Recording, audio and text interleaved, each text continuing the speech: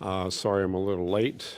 Had to weave my way through security, but I do appreciate the fact that they made space for us. We have 9 items on the agenda this evening. The first one, well, actually the first 4 are continued from the June meeting. That there was not a quorum here of the commission. So we will start with those first 4. And then there were 3 most recent submissions. And then there are hazardous tree reports as well. So the first one on the agenda for this evening is 637 Eagle Road.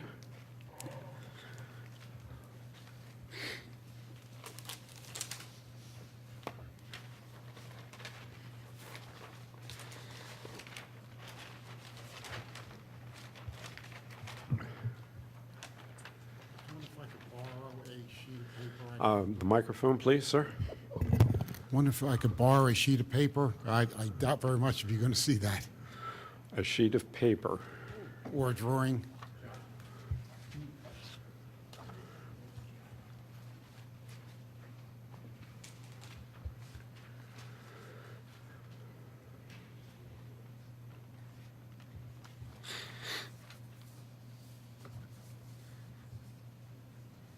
So you're using the true vellum. Okay.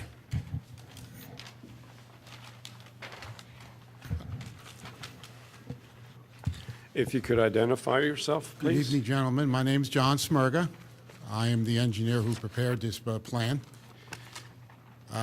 This is a residence on 635 Eagle Road. It's a flag lot. As you can see, it has 2 means of actually one way, but there is a paper way of getting into the lot, but it's not being used off of Eagle Road. It's actually being fed from an easement from the land next to it.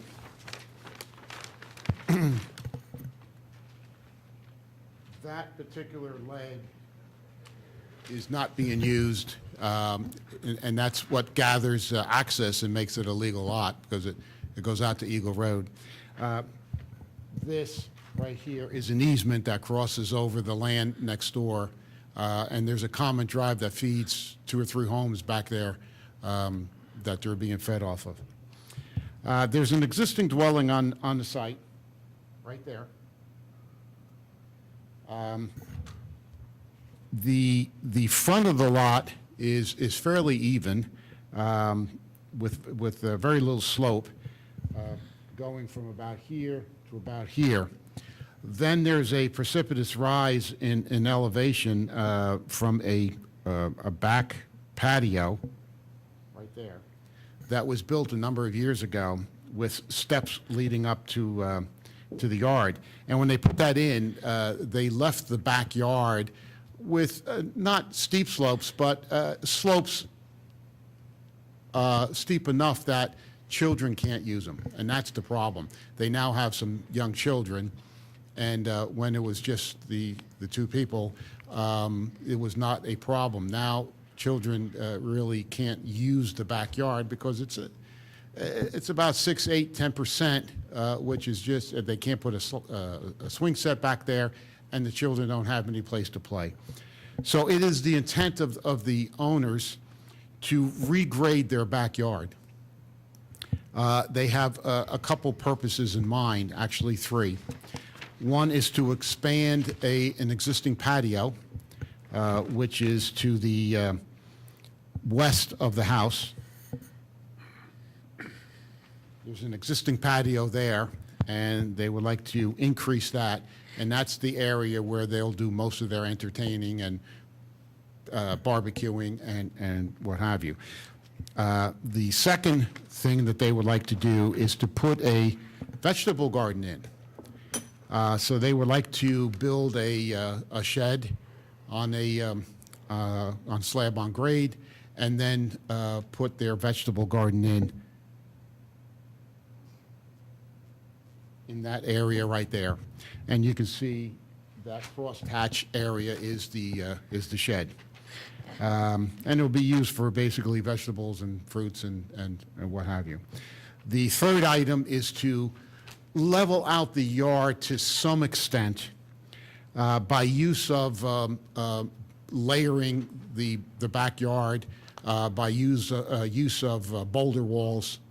So we can put the boulder walls in. They will be 3 to 4 feet high, steps going up through the boulder walls to a flatter area. There'll still be some slope to it. And then a second boulder wall in the back, basically to define an area where the children can use it for playing and putting up a swing set. We are generating about 1,200 square feet of new impervious cover. So we are putting in stormwater management. It will be a seepage bed. The required perk tests were done. The stormwater was designed.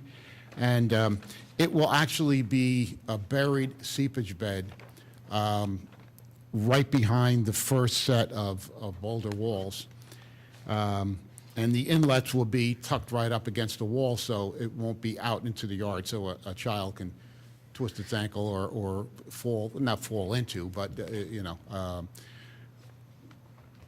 won't be confined by the inlets.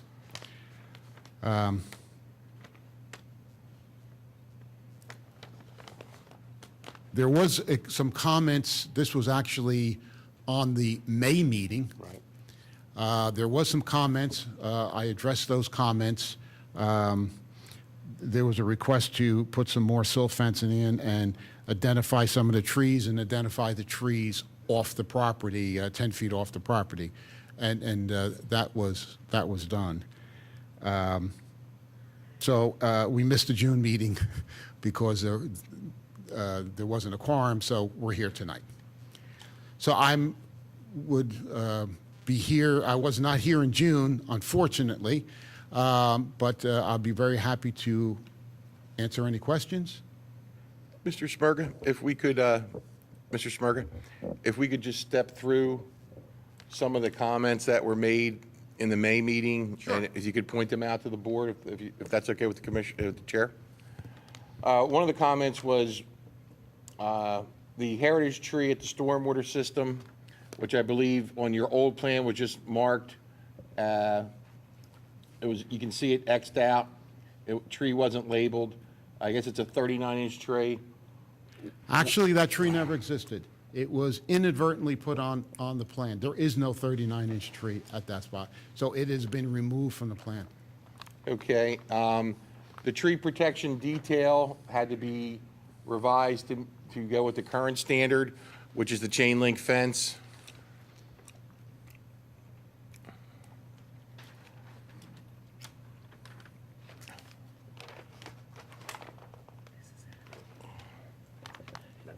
Is that the right one? Yeah, yep. Okay, so we have that. You did the survey 10 feet off to show your neighbor's tree. Yes. There's no trees to the rear of the property that would fall within 10 feet of the property. There's a couple trees to the east, which I've noted on the plan. There's a couple trees to the south, which really is not affected by the development, and they've been noted on the. And there's no trees to the east that would fall within the. The other item was to show the tree canopies, and I think really that was in response to, if you look at contour 108, there's a 14-inch tree. 108 is on the east side, just to the right of the stormwater overflow, the level spreader. So you show an existing contour and the proposed contour tying in, and then it shows a 14-inch tree. Correct. And one of the comments was to show the canopies so that the Shade Tree Commission could have a chance to see if this was going to impact the drip line of the tree.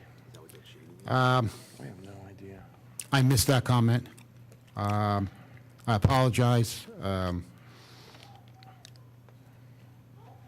I will address it, but obviously I can't address it right here. So that's something that will have to be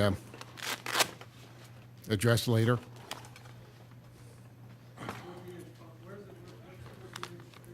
It's at contour 108. This one right here. 14-inch pine Yeah, it's a 14-inch pine. down on the east side? The, yeah, it's 14-inch pine, right, I got yeah. it. 108, thanks. And obviously, the piping that I'm showing is schematically shown. Obviously, we can reroute that pipe anyway when we get into the field and make a field determination to stay away from that particular tree. So where the proposed contours are zeroing out at the existing, you can make a little arrangement there to make sure we don't go under the drip line or affect that drip line, sir? Yes. Oh, John, how are you? Could we reference the area between the two boulder walls first, please? Exactly. These are new boulder walls, right, the ones Correct. shown here? Can They you- are proposed boulder Proposed, walls. They're right. not there now. Can you go through the tree count for me here, the trees that are between these two boulder walls? 20-inch redwood, do you see it? Yeah, there's a 20-inch Ten- flowery right there. 10-inch locust, There's a 10-inch locust yep, 20-inch cedar, and 20-inch cedar. 12-inch and there's oak. a dogwood, a redwood right there. Right. And a red maple right there. So there's 1, 2, 3, 4 trees that would be affected by the development. right. So what's our plan with the grade? How are we gonna grade around these trees? The landscape architect who was on this, her name is Joanne Fellini, advised me that these trees would be okay. So I said, you're going to change the grades there 3 feet. Yeah. You're going to seriously affect the root system of these trees, and you're taking 3 feet away. So you gotta take. I'm of the opinion the trees got to come down. Yeah. All So, four?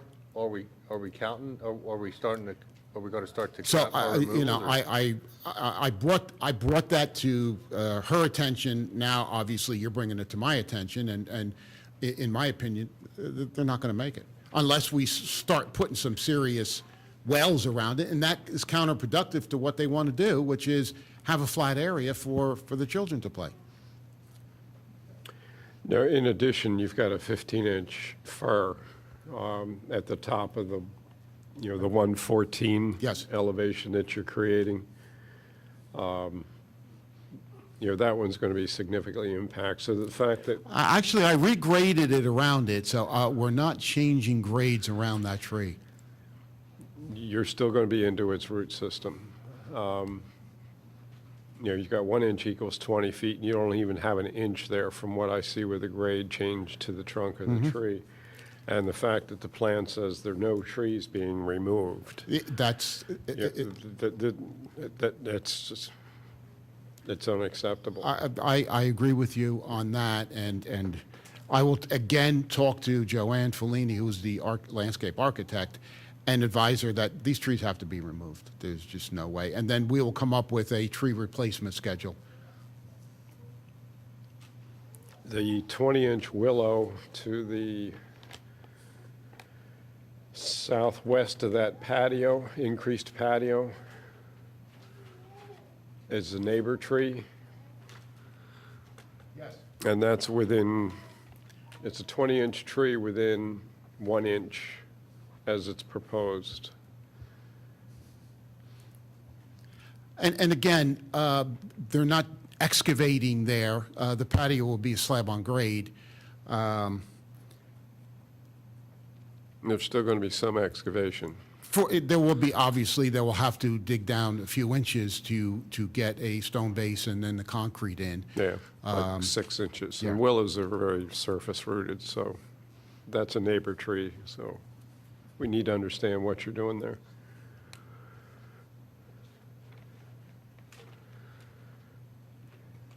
Okay, I would recommend that you go back to your landscape architect and suggest, We'll suggest that those 4 trees be removed. The fir tree in the back obviously is a fir tree. It's not like it's a specimen tree. well, I'm not We sure. I would- mean, we there's would- all sorts of fir trees, and some can believe me, be, it's- you know, it's it's- balsam fir, it can be quite a specimen. Well, it's not. It's a common fir tree. Okay, well, then if you identify that sort of thing, because the ordinance truly says that it should be labeled botanically, not just by common names. And Okay. then those of us who really know those trees can sit there and make the call as to whether it's, you know, dispensable. I'll ask Joanne whether it's a balsam fir or a Whatever. common, what type of conifer it is. Okay. Mr. Smirga, if you could just, if you go back to the shade tree ordinance and just make sure that when the plans come in, it'll be easier for you and the commission if you show the tree canopy roughly in scale so that, you know, a 20-inch tree's drip line is going to look bigger than the 10-inch tree. Oh, sure. Provide the labeling the chair's requesting along with the tree replacement schedule. Steve, And there's a comment from the township's arborist. what did happen to the 39-inch tree again? It was never there. I inadvertently put it down. It was a note from another project that I was working on. And when I did the drafting, as you can see, I hand draw all these myself. I inadvertently put a 39-inch tree there, and there was none. And when Joanne and I went back there and I was going to get the species of that, I said, there is no 39-inch tree here. And that was my mistake. That tree was never there, sir.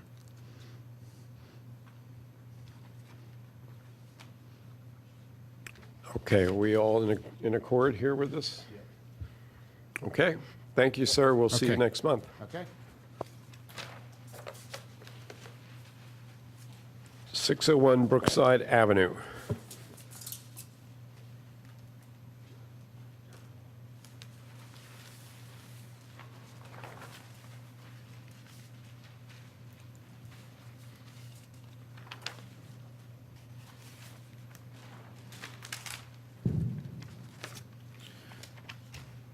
Dave Fiorello from Omni and Associates, here on behalf of Matt Paolino, who couldn't be here tonight. I believe this project was in front of the commission last month. We were asked to come back to discuss some trees and to incorporate some suggestions by the Shade Tree Commission and to wait for the township engineer comments. As you may recall, the site right now is an existing tennis court. It's on a separate lot, but it was owned by the property next door, and it was used as a tennis court. It's still there. It was used as a tennis court for that lot. This lot's being sold off.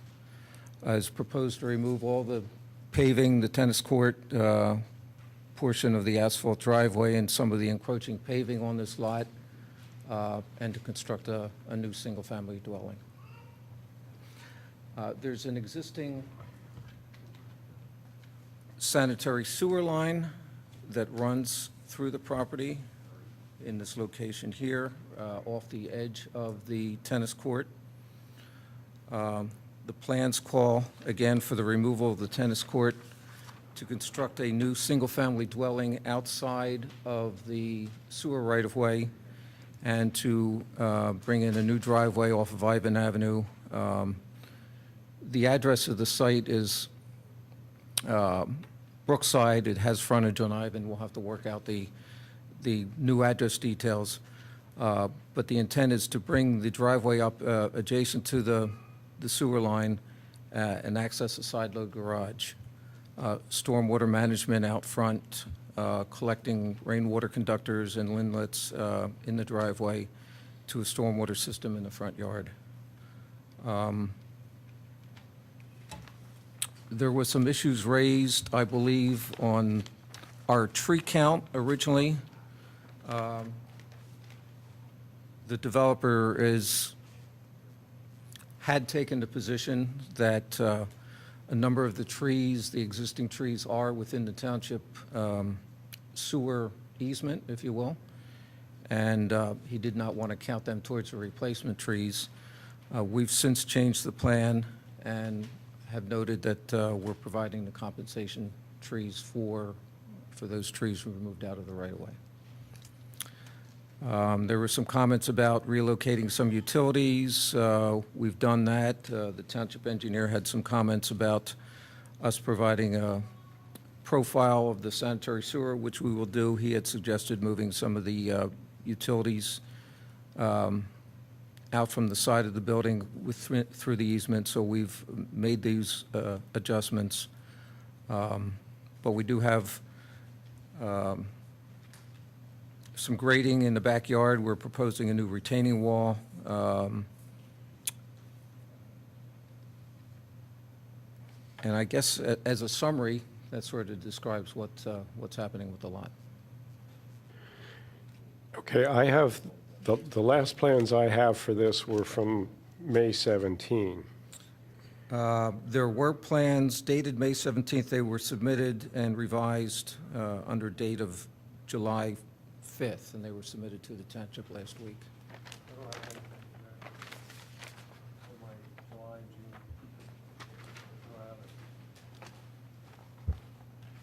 There's different than what we got, than the I old don't one? have one.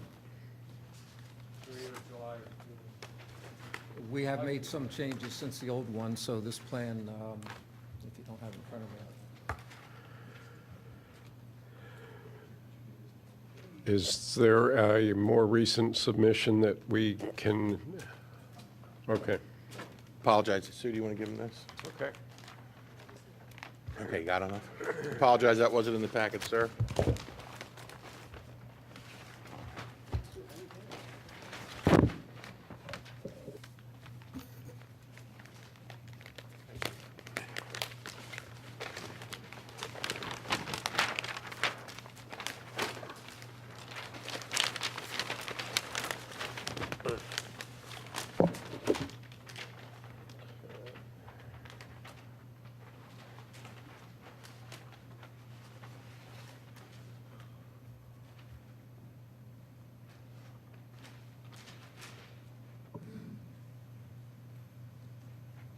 So, sorry to catch up, but first thing you showed us was the tennis court, right?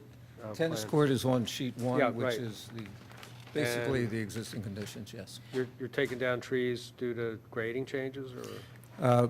For the driveway, we're bringing in a new driveway here. If you go back to, I guess, the existing conditions plan, again, we have a sanitary sewer running down through here. We're showing a 20-foot easement, so our new house is staying outside of the sewer easement, so our new house is pretty much in the area where the tennis court is. So there is a retaining wall along the front. We're bringing a new driveway in adjacent to the sanitary sewer on the other side to serve the garage.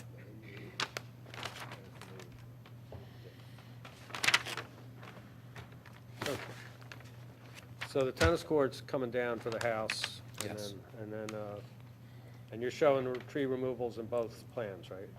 Yes.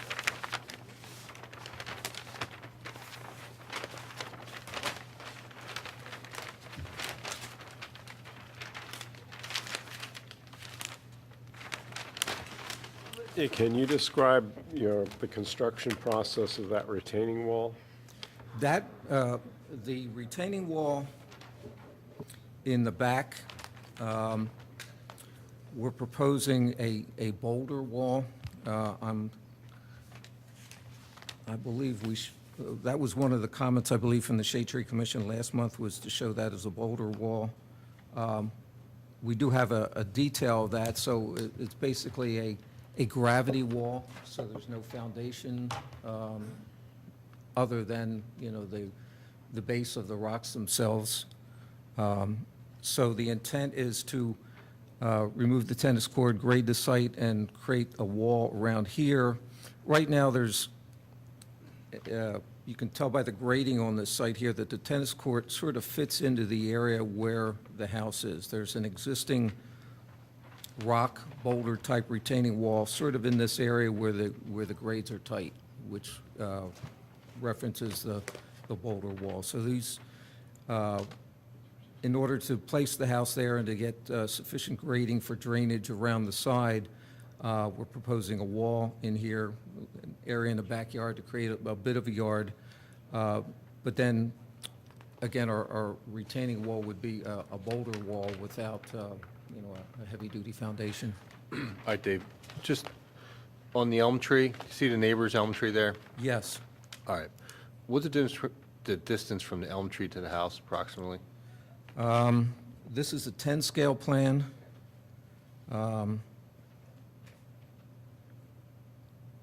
It's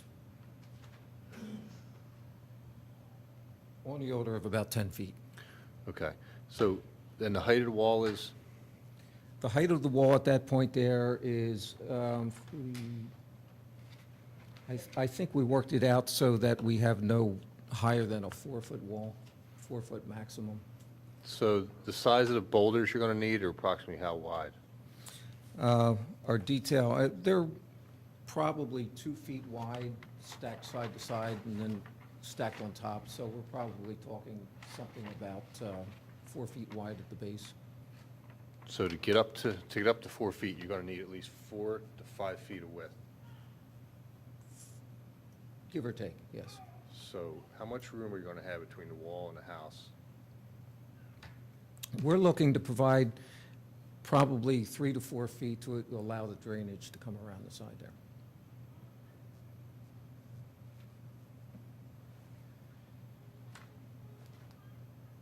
The grade changes that are also taking place, not only for the elm, but for the 36-inch neighbor's maple, Yes.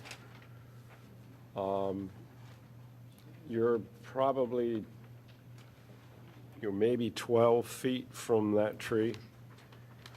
And you're making some significant grade changes that closely to the trunk of that tree? There are no grade, we tried to keep the top of our wall even with the grade at that point. Well, the existing that grade 12 feet is of wall. 356, your proposed grade is 351, so that's a 5-foot difference. Are we talking about this tree here in this corner? Yeah, I have my top of wall at 357. The existing grade line there is 357. I have a bottom of wall at 353, and the grade there, so it's roughly a 4-foot cut, but we're maintaining the grade at the top of the wall, even with the grade adjacent to the tree. So it's the grade at the top of the wall is current conditions, current ground. yeah. Yep, I'm sorry, I'm not reading it that way. 350. The dashed line, if I'm not mistaken, is saying 356, correct? Are we talking at this point here at the curve? Yes.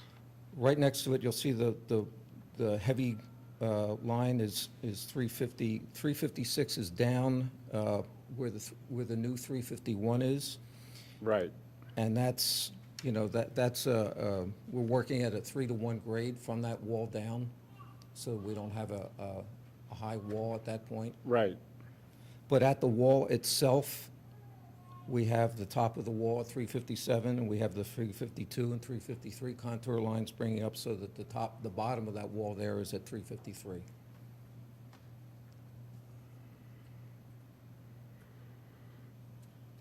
But your existing grade The existing grade at that point is is 357. 357, so you're still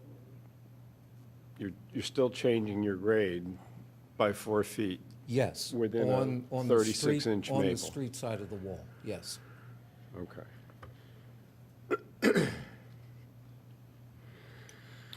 Has the neighbor been informed of the plans? I don't have an answer to that question because the builder has been doing that, and, He's not available to come tonight, and I don't have an answer for you. My perception here, and again, this is the first we have seen your revision, is it the same neighbor that owns the 33 Elm and the 36 Maple? Is that the same lot? It appears to be, from what I understand here, although that elm tree is sort of right on the corner of the properties. Have you had anyone out to take a look at those two trees as to their condition? I don't have an answer for that one either. I have not, the builder may have, but I don't, he didn't tell me whether he has or not.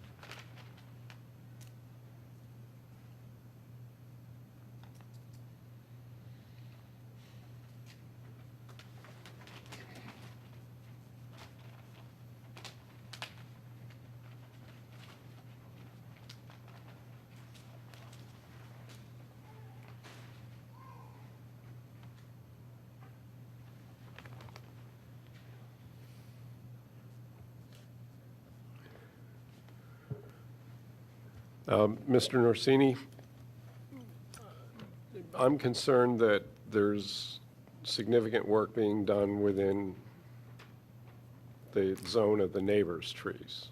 And I would recommend that there be some kind of communication with the neighbors before we have any further discussion of the plan. Thank you, Mr. Holden. I think what we could ask the applicant to do, Mr. Fiorello, if you would, provide written correspondence to the neighbor in regard to this tree and what's being planned. And when you come back next month, provide us with a copy of that written correspondence and any conversation you've had with them or their written reply. I think when this goes to the grading permit the grading permit will not be reviewed until this commission is done. I expressed in the May meeting I have real concerns with the sewer line, so that could be a whole nother issue, but we can let Mr. Fiorello take back to the developer that they're going to need to contact the neighbors, that the chair has concerns with the retaining wall and its height, and let's see what they can come back with for the August meeting. As you know, I'm not trying to slow you up, but since there's so much concern there, and I'll talk to you offline about what I'm going to ask the applicant to do about the sanitary sewer, so that's something that might be able to go concurrent with what's going on. But I think you're going to have to come back because of the board's, this is not something that I could pass on to engineering and say, here's their comments, make sure it's incorporated and move forward. They're going to have to see something from the neighbor. It's similar to what we did at the job on Malin Road, where the applicant had to reach out to the neighbor and all was well. Well, I will pass that information on to them. When I did the grading here, I was making sure that I had sufficient cover over that line, and we did get comments from Roger asking for a profile, which we will provide shortly. I'll tip my hand as to what's going to be another comment on the engineering, is you're going to have to get that line inspected. I'm going to want to see what the integrity of that line is prior to any construction. There may be rehabilitation required by the applicant, but that's something that you'll see back on the next review letter. Once this commission is through and it's a clean set of plans per the Shade Tree Commission, we'll be able to, we'll try to work together. I know that it's what we were trying to do on the last one, but with these kind of concerns, we're going to have to bring you back. But we'll still do what we're doing, which is move along with that grading permit application. I mean, I know you're trying to do some work here. You know, the simple thing might be to just pull this radius in and relieve any fears that the commission have about those trees in there. But continue to work with the township engineer on the grading permit application. So maybe we can get by next month, when you get back here, we can be real close to just getting you approval and on your way. Okay, and I guess my big question is, I mean, being next month, being August, will the commission be meeting in August? I'll be here. Could we ask for a condition report on those two trees too? If if they could get us back an arborist to have, look at those, whether their own person or someone, just to verify what kind of condition they are in presently? As an applicant, we could have the township's arborist go at the expense of the applicant.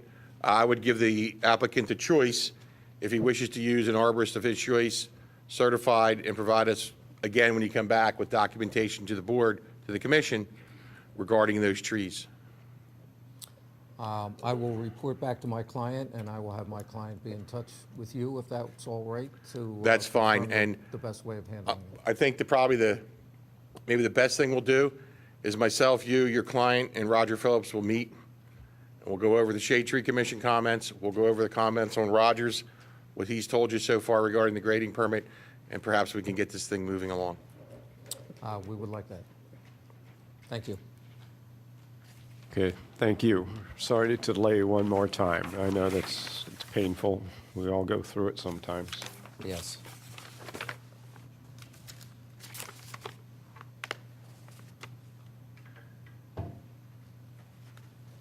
Okay, the next item is 299 Hares Lane.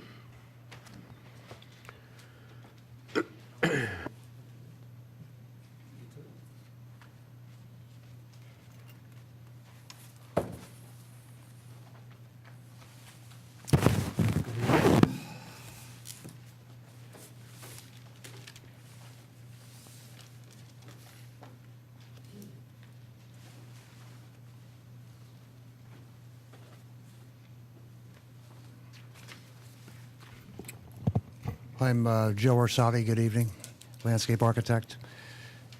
You folks have seen this application back in May, I believe, or the May meeting. The application involves a 2-lot subdivision. It's a 4-acre lot, and the applicant is dividing it into two 2-acre lots. It's located between Bidoff Road to the north and Old Hares Lane to the south. The township park is to the right in the dog park, and there is residential properties to the north and to the west.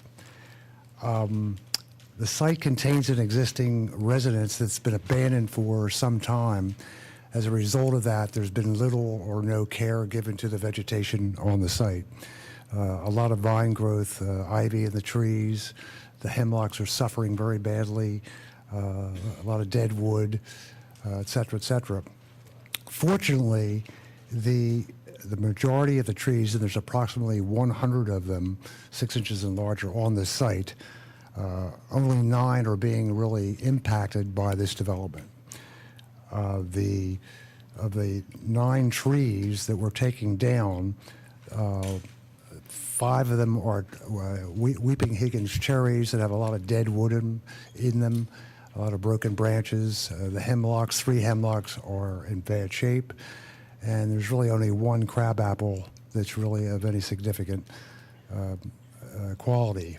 But in any case, they will be replaced in accordance with your requirements under the ordinance. This plan, as you can see, shows the 10 heritage trees on the property. We've enlarged this plan so you can get a better sense of what's going on. This is the same plan, except it's been enlarged to show the 2-lot subdivision. The dark green trees represent the 10 heritage trees. The red trees represent the ones that are coming out due to construction. And the blue trees represent the replacement trees, or trees that the applicant has agreed to provide for buffering to the adjoining neighbors on the north and west side. Again, because of the fact that most of the trees, or all the trees for that sake, are on the perimeters, there's very little impact on the existing trees. Of the 10 heritage trees, 2 I've identified as having severe problems and do pose a hazard. One is a maple, a 35-inch maple that has severe envelopment of ivy, both up the stem, out on the limbs, a lot of dead wood. And the ash, a 48-inch ash, has a double stem and it has a severe crack in the two limbs and definitely poses a hazard. Those two trees are located in this location right here. So of the 10 trees, 2, in my opinion, are goners. The only tree that seems to be impacted, and I use that word impacted lightly because the existing tree, it's a 47-inch ash, occurs right along the existing driveway that serviced the old residence. Basically what we're doing, and what the applicant is doing, is taking a gravel and grass driveway and paving it. So they're virtually the contour of the tree as it now exists, and the relationship to the existing driveway will be maintained. So the only disturbance that's going to occur will be the surface area. The tree's in good shape. We feel pretty confident, based on the applicant's experience, long experience in saving existing trees, that this tree should be in good shape.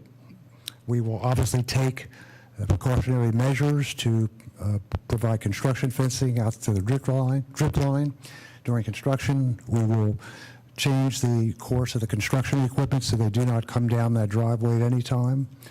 I think the combination of these things will help the tree. We may even decide to fertilize it, but we've heard mixed emotions about mixed signals on cutting back trees and fertilizing them. I took the liberty of calling Mr. Hosback to see if he could meet me out there one day, and he was kind enough to come out after I'd done all the survey work. And I wanted him to look specifically at the heritage trees. I don't want to speak for him, but he pretty much agreed with my opinion. Obviously, I'm older than he is and know a great deal more, but that's a joke. I confirm that I was out there. The main reason I asked him out there was to look at the hemlock trees. There's a double row of hemlocks at the southern end of the site that appears to be an old driveway that's flanked by some very tightly spaced hemlock trees that seem to have a very high infestation of woolly elderage. I know I didn't get that correct. Basically, the trees are in very bad shape. All the lower branches within the trees are dead. There's only tips of the tops of the trees exposed. And from what I can tell from my experience, they're beyond help. And I think you could ask Mr. Hosback his opinion, but I pretty much concurred with what I said. The south, are you talking about the hemlocks down in the south end there? That's correct. Lot 1, this is a double row of hemlock trees. Mr. Rosati, I understand how you would avoid bringing in construction traffic by the heritage tree for the first lot, but what's the access going to be back to the second lot? Well, as you can see where the double row of hemlocks are, that's all going to be disturbed anyway. We would probably obviously bring it up there. So to get back to that lot there, that would be the access route? Seems to be the natural one at this point. Okay, what I would request is that if that's the case, that become part of the plans, that you show that this is the construction entrance to lot number 2. I believe that's lot number 2, to lot number 2, because what's discussed here and what will happen in the field will change unless it's shown and memorialized on the plan. I have the applicant's representative here, and I want to talk to him about it. I'm not setting up the construction, but that's my gut feeling, but we will confer and get back to you. We'll put it on the plan. Thank you, sir. I mean, would it be more beneficial to the tree rather than have a temporary road go around one side of it and then the permanent road? Do you know what I mean? We're going to put a temporary road around one side of the ash tree? Joe, I mean, No, what we're going to do, if you can see the driveway for Lot 1 Right. comes in here anyway. right. We would just come down along that double row after they were removed of hemlocks and bring the, Oh, in that route. Okay, I got you. I didn't know you go that way. So that's going to, and that'll affect your construction sequencing, because that's going to force you to build lot 2 out before you build lot 1, and that too would have to be reflected on the plans in the sequencing, because obviously if you finish graded and done all the work on lot 1, you're not going to be bringing triaxles and dump trucks and concrete trucks back there. all I ask is let me communicate with the construction manager and see how I think he'll agree with you. Very well. Basically, that's all I really have. I will say the applicant has met with the neighbors to the north, has agreed to supplement. There's an existing row of hemlock down to the, just to the south of those residents. And I guess apparently those neighbors must have sprayed those trees because they don't seem to be affected as much as the ones to the south. We will place those trees in the field to satisfy the neighbors. Wherever they want the trees, we will place them physically in the field. Joe, just a couple questions on Lot 2. The 36-inch oak on the, be the east side, 36-inch oak close to the pool. Magnificent. Do you got any wiggle room on the pool there? The pool exists, and they're going to keep the pool. Oh, the pool is existing? Yeah. Pool's Like I coming s- out? They change their mind every day. It has it in on my plan. I'm Scott Emerson from Bentley Homes. No, that pool is actually to be removed. It's going to be coming out. Is a new pool going to be replaced where it is? As of right now, we don't have any plans to place a pool. That would be up to a buyer, and then obviously they have to come back and get the approvals to do that. But for now, we're just Going away? Yeah. Joe, follow that grade line change on a 24-inch chestnut there. I think you're tucking a 344 grade line right underneath the drip line of that tree. And then you're going to hook that 342 pretty close to it too. Most of the chestnuts are on the east side over here. Where are you referring to? Oh, down over here. Yeah, below the pool there. Gotcha. We will stay out of that tree. We will stay out of the drip line of that tree. You can push those grade lines a little bit? Yes, sir. Good suggestion. And all those utilities have to go in through that utility easement on that west side? We have some flexibility, and I think Scott can probably answer that better. I think this is the electric lines are basically a concept I think that Pico gave you, Scott? Correct. This is just a concept of where the lines were that the engineer had shown. The lines themselves are being designed by Pico as we speak, but the intent obviously is to keep them out of the trees completely. We have limited area as to where we can enter because there's an existing easement. Right. But beyond that, we have the flexibility to stay out of the trees, which is the intent. Maybe push them a little bit to that east side if Yes. you can, toward the houses to get away from the roots of those Yes. heritage trees? Yep.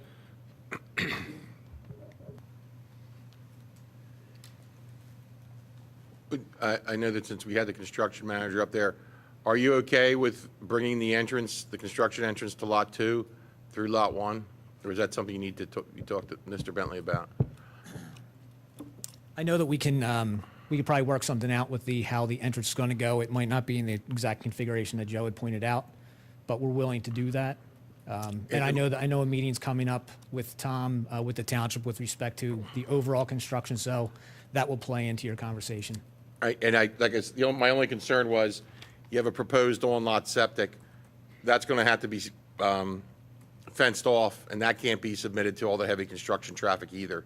So that pushes you over, even a little further west. Understood, which is why we'll work out that exact route.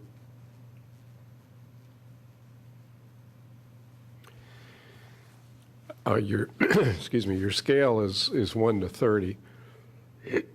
And if you are removing the pool, you're only about 30 feet away from the drip line of the 36-inch oak. I think we need to understand what their demolition efforts are going to be underneath that drip line of that tree.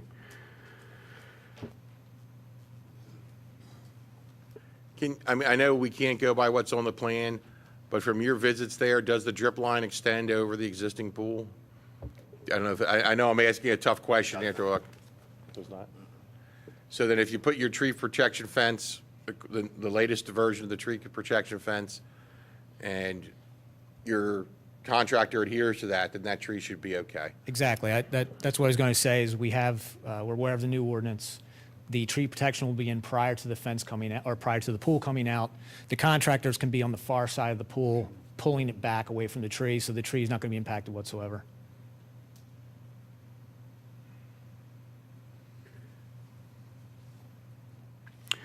Well, again, there is this conception that the drip line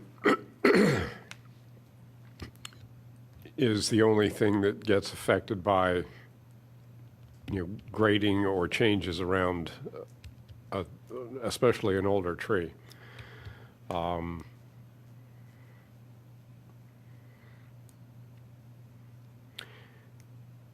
I would recommend that as that excavation takes place, if any significant root system is encountered, that it not just be ripped out by a backhoe that's removing a pool. But that's, We can have the note we've had on similar plans where we require root pruning and fertilization of that tree. If you think there's going to be any adverse effects, the detail shows that the fence goes to the drip line, but if you're concerned that there's roots that come out beyond that, we can have the applicant note that any exposed roots will have to be pruned in accordance with, proper root pruning standards. And if that's also found, that they can do some root feeding. If you could put that on the plan, Mr. Orsatti, that'd be fine also. There's a significant amount of vegetation that's not shown on here, shrubs that are in that corner of the pool where the oak appears to be close to the pool, other small trees and things. So I can't answer the question about how far that drip line, it's obviously not a symmetrical circle. I try to take the worst scenario, so. But we'll be careful, I guarantee it. It's a gorgeous tree. Just one, on the entrance to that Lot 2, where that 47-inch ash tree is, what's going to be the process of that existing road bed? Is that gravel going to be ripped out and then new ballast stone be put back in to make a adequate driveway? There's a substantial base that's down currently. The intent is to use as much as we can. If we don't, we're going to have to pull it up and meet the current township specifications. But the intention is to do what we can with what exists, because it's a hefty duty base. But we'll find that out, I guess, as we're doing the construction. That's my biggest worry, is that root system of the trees pushed up into the ballast rocks that are there right now, and if that has to come out, we're going to incur. We understand that concern, and we're doing what we can to save the tree. But we also have already included replacement trees, even though we're telling you today we're not taking the tree down. In the event that it happened or there was some kind of an impact, the replacement trees are already accounted for. Okay. I forgot to mention. Is there a note to that effect? I think that's fantastic, but just so that there's no issue in the future, depending on who's inspecting that, if you could put a note on the plan to that effect. It's on the plan. It says that this tree is going to stay, but if it does come down, it's already, that's fantastic.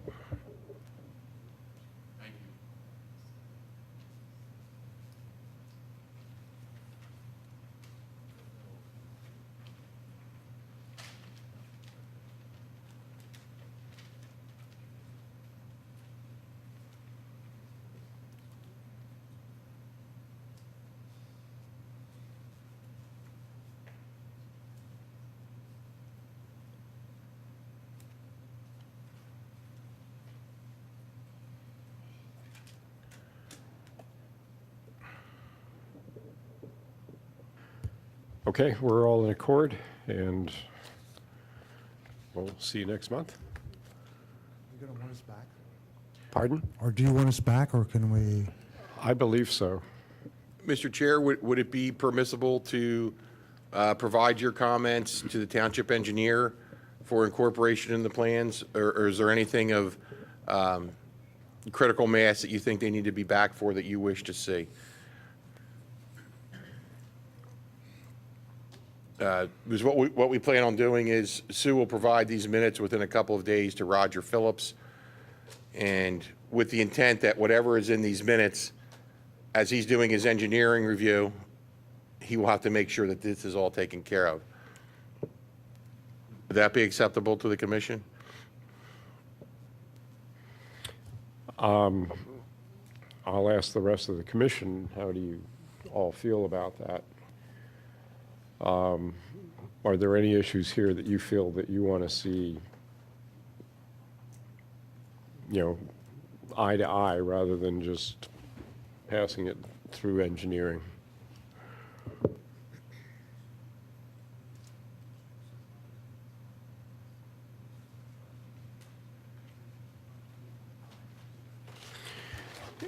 And John, the woolly adelgid is severe along that double row?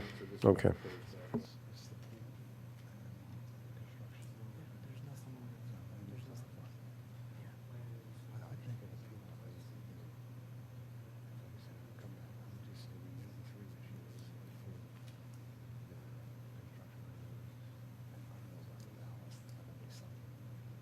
We've already counted that. I think everything we have is something we need to do anything that was brought tonight.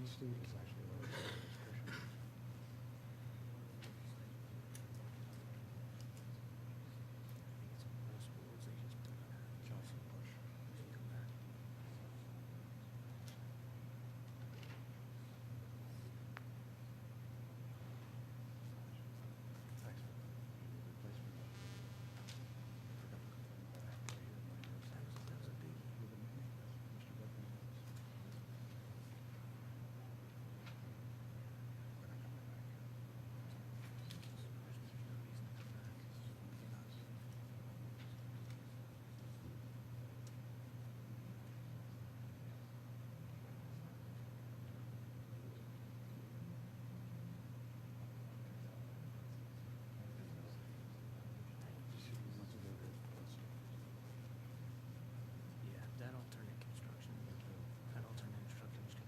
is going to be a problem. That alternate construction might be a problem.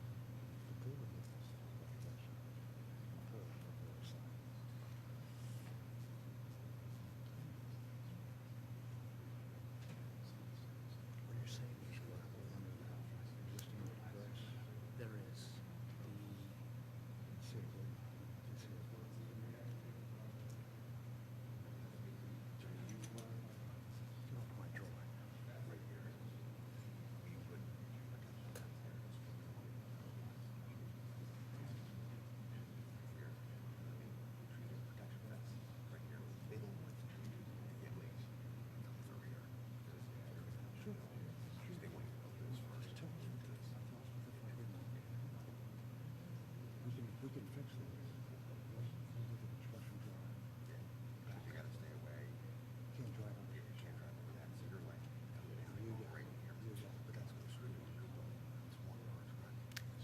We don't know yet. So you can agree to bring the protection fence up there? Yeah, as long as it doesn't hinder it. Yep. And it's like a trip. Sure. And John, this is.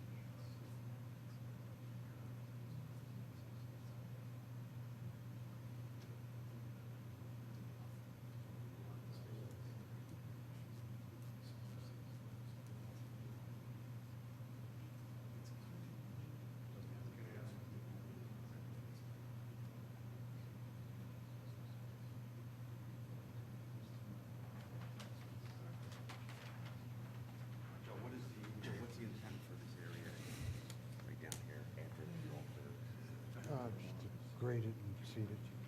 But don't remember, Tom puts in tons of landscaping.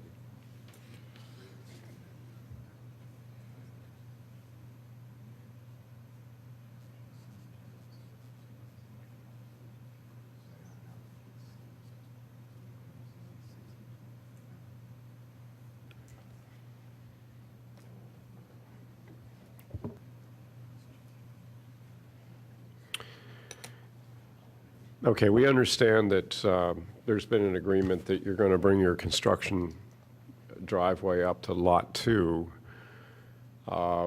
significantly far enough away from the 47-inch ash that it's not going to be detrimental to it. We also understand that the 36-inch oak is not in danger of what you're proposing, even though you'll still need to put your tree protection fence about it. And we also are concerned about you're removing, the infested hemlocks, which on one hand is good because hopefully it'll slow it down so it doesn't infest the other hemlocks on the northern side. But what plantings are you suggesting that you're going to put in place of that double row of hemlock? Well, if you know the Bentley organization, they do a considerable amount of landscaping beyond belief. Okay. If you look at Harrison Estate and, Right. I mean, so we're basically just showing them the minimum for the purpose of this presentation. Okay. There will be planting there. Okay, well, in your submission to engineering, if you could suggest what sort of replanting you're going to do in that area. And if engineering is in agreement with it, then we're good for you to go. What we would say, Mr. Chairman, is the plan is approved with the following conditions. Right. Or it's a condition of your approval that all this is incorporated into the plan. They're in now with Planning Commission, and we're moving forward. So this will go in the engineer's report as when we provide this as part of our, when it goes to the board, they'll see these minutes and note that these items had to be included as part of your approval. Could they also going to note that, that temporary construction entrance through Lot 1? Through Lot 1. And the new extension of the tree protection on the east side of the 46-inch ash tree? Ms. Jones is typing feverishly to make sure all your comments are included in the condition. Yes, sir. Joe, Patton has the tree fence detail. Okay, thank you. Thank you, gentlemen. Good to see you. Okay, 564 Maplewood.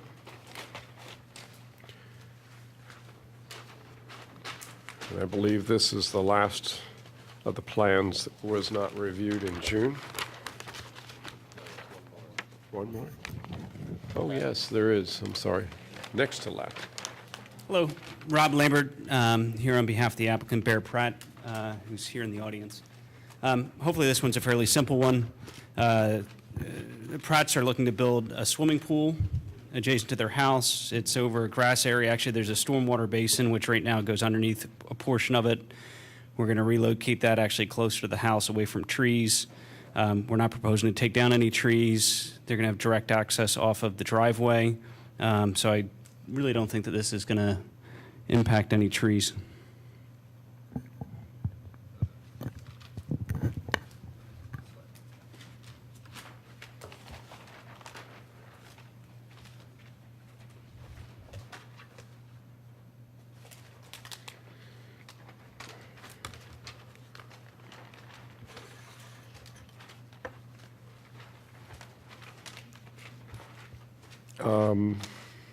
There does appear to be something that resembles a tree. Are you referring to the clean out right to the left there? This? Yeah. Yeah, that's a clean out. It's just the line that goes right around that's just a landscape bed. It was just there's a mulch bed that Oh, goes I'm around sorry. it. It goes Okay. around to clean out. Okay. I'd say the closest tree is probably this pine tree down here, but we have about 6 feet of grade change there, and they're plan to preserve that tree. Okay.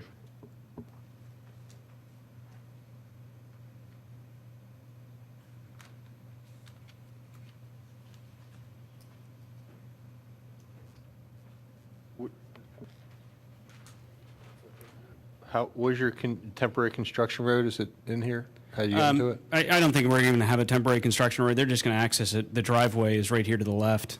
You know, it's, Okay. you know, Right. 40 feet away.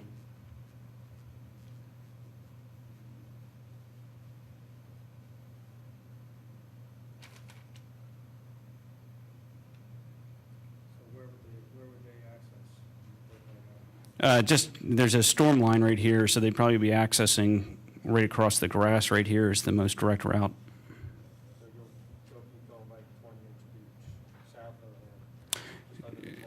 Right, yeah, no, they'll be staying away from that.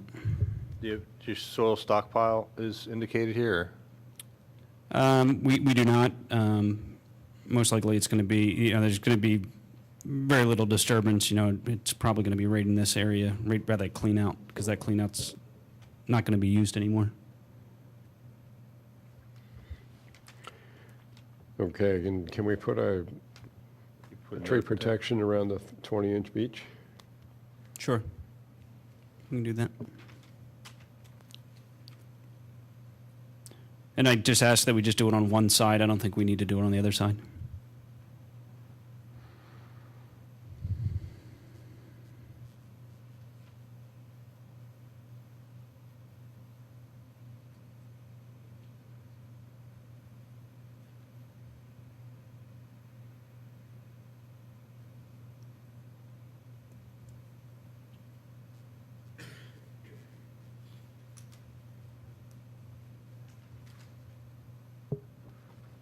Is the stormwater management system presently underneath the pool?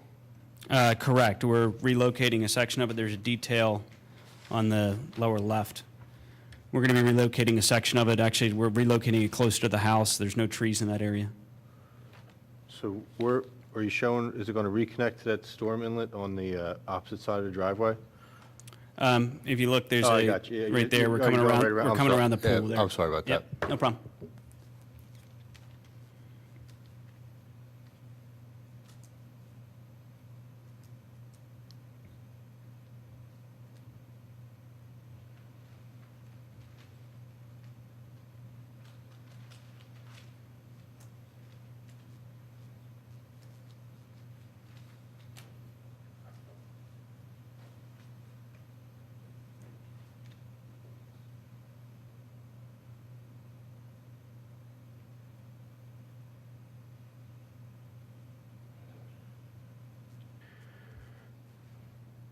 Okay, we all in accord? Okay, Great. very good. Thank you. So, Mr. Chair, Thank that you. that would be approved with the condition of the additional half Yeah. strip of tree protection. Thank you. Thank you.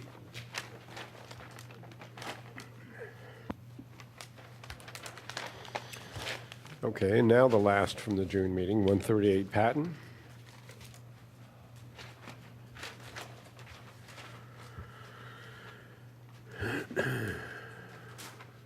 Good evening, gentlemen. My name is Christian Bauhuis. I'm the owner of 138 Patton Lane. I must apologize beforehand because I wasn't aware that other people bring engineers that can speak into detail about the plans. So to the extent of questions that I can answer, obviously I will, but when I go into further detail, I may have to defer back to our engineer. Okay.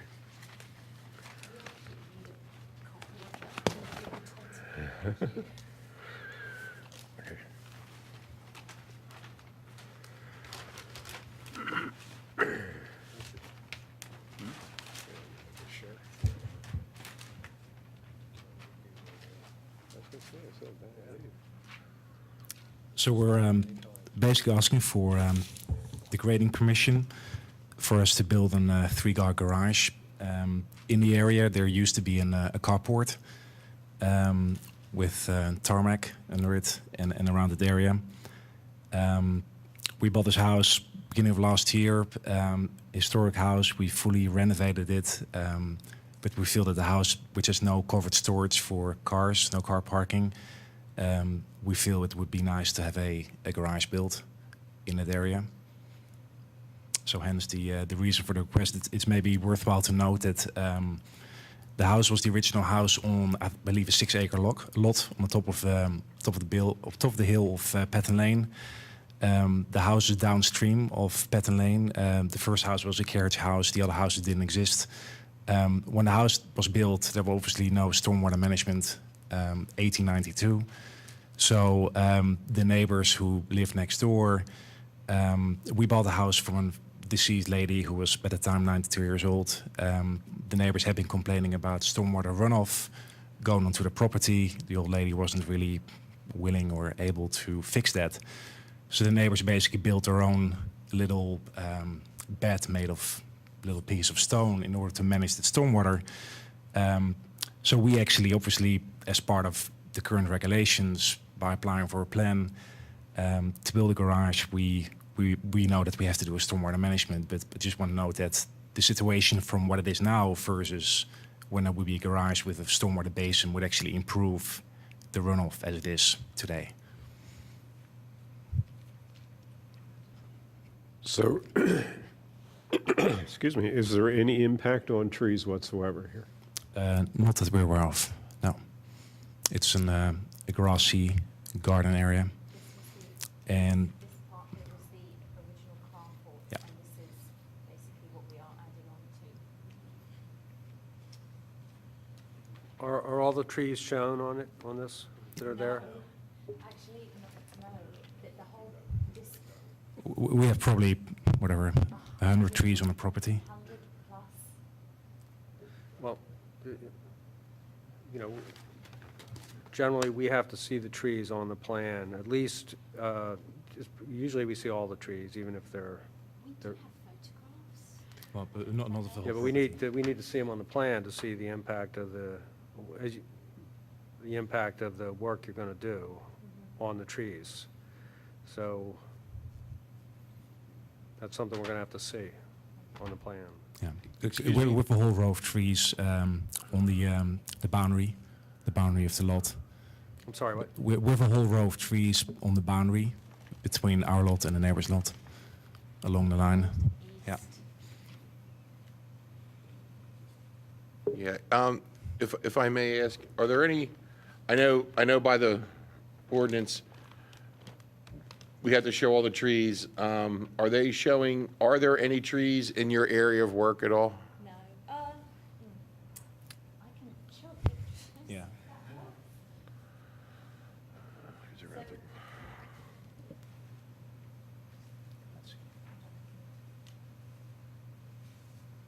Yes, so there are trees along a driveway. Area, this is, No. So they're really on the boundary line. Then there's probably a border area of about 4 or 5 feet of grass in which there's trees. And then there's a driveway of probably, I would say, 8 feet wide. And the garage would be built to the right of that driveway. So we would have traffic going on our asphalted driveway. But I cannot see how that would influence at least the trees on the left side of the driveway. I'd have to concur with the commission that your surveyor, you should put the Hopkins and Scott, they're going to need to, if they read our ordinance, they'll be familiar with what they need to show on the plan, which is the tree, the size, the Latin name, the common name, what's going to be affected. So unfortunately, it means they need to do some more work, and you're going to have to come back next month, resubmit, as you did this, and then this commission will be able to see what the impact is. But our ordinance is very explicit, so Hopkins and Scott should be able to see if there are any trees that have to be removed, there is a replacement schedule. And if they follow the ordinance and put as much on the plan as possible, it should make the next process, the next meeting much quicker for everybody. Okay. And sir, a question to that. We have about an acre to 1.2 acre lot, and we have a lot of trees that are probably literally, I'd say 150 feet away from the area where the work would take place. So would even those trees be required to be part of the plan? All trees 6 inch and greater. All trees on your lot. Okay. Thank you. And the neighbors? Yeah, the neighbor trees that are 10 feet beyond your border line. That's the way the ordinance is written. Okay? It avoids misunderstanding if the neighbors. you Okay. know, Yeah. But it looks like this may not affect the neighbors, but which case it'll just fly through on that. Okay, thank Yeah, you. but what we do for one, we have to do for all, so, okay. Thank you. Thank you.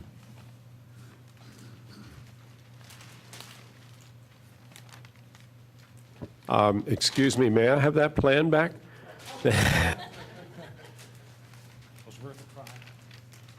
Thank you.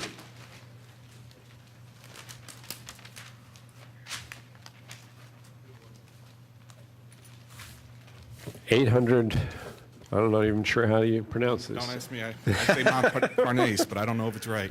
Yeah, Montparnasse, I'm not French, but go ahead. Patrick Spellman with Yerkes.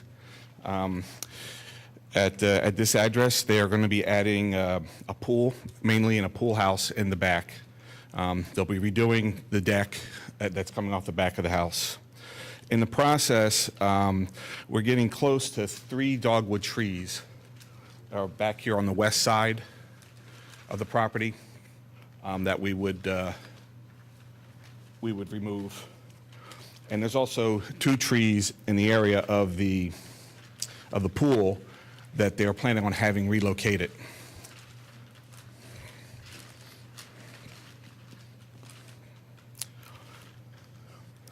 The application, or at least on the agenda, it says 230 yards of material to be left on site. That's not accurate. It's closer to about half that, maybe 100. This is a balanced cut and fill, because that's why we have some high walls on the east end of the pool, and we'll be needing fill in between the pool and the high walls here.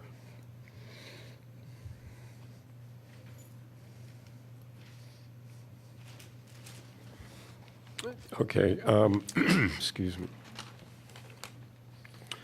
There's a 12-inch maple within close proximity of the walls that you're building. I'm assuming you're talking about this one here. Correct.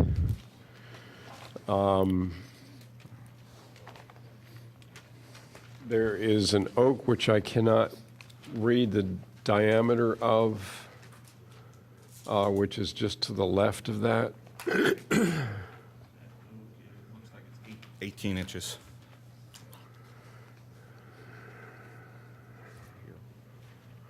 Okay, and you're 1 to 20, so you're getting very close to that.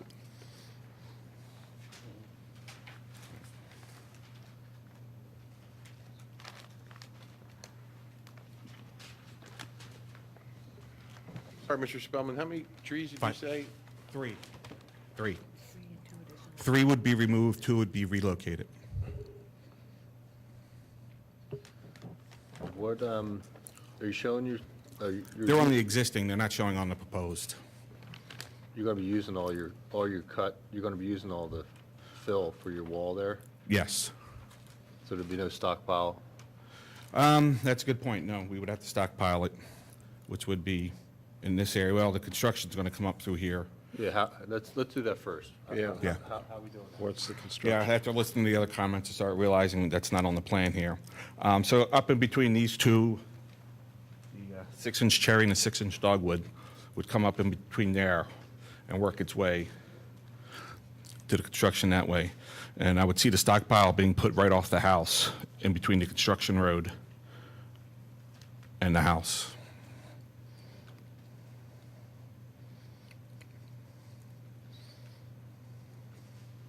Coming off the circle, straight, you're gonna come straight off the circle there? Correct. Between the 2 trees and hook around back? Yep.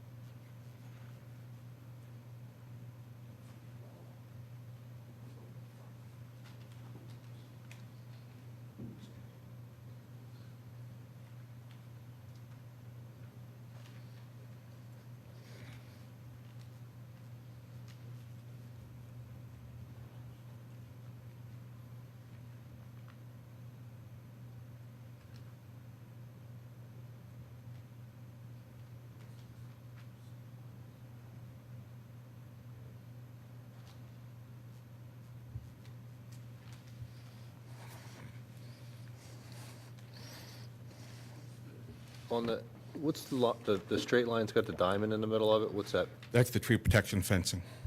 Okay.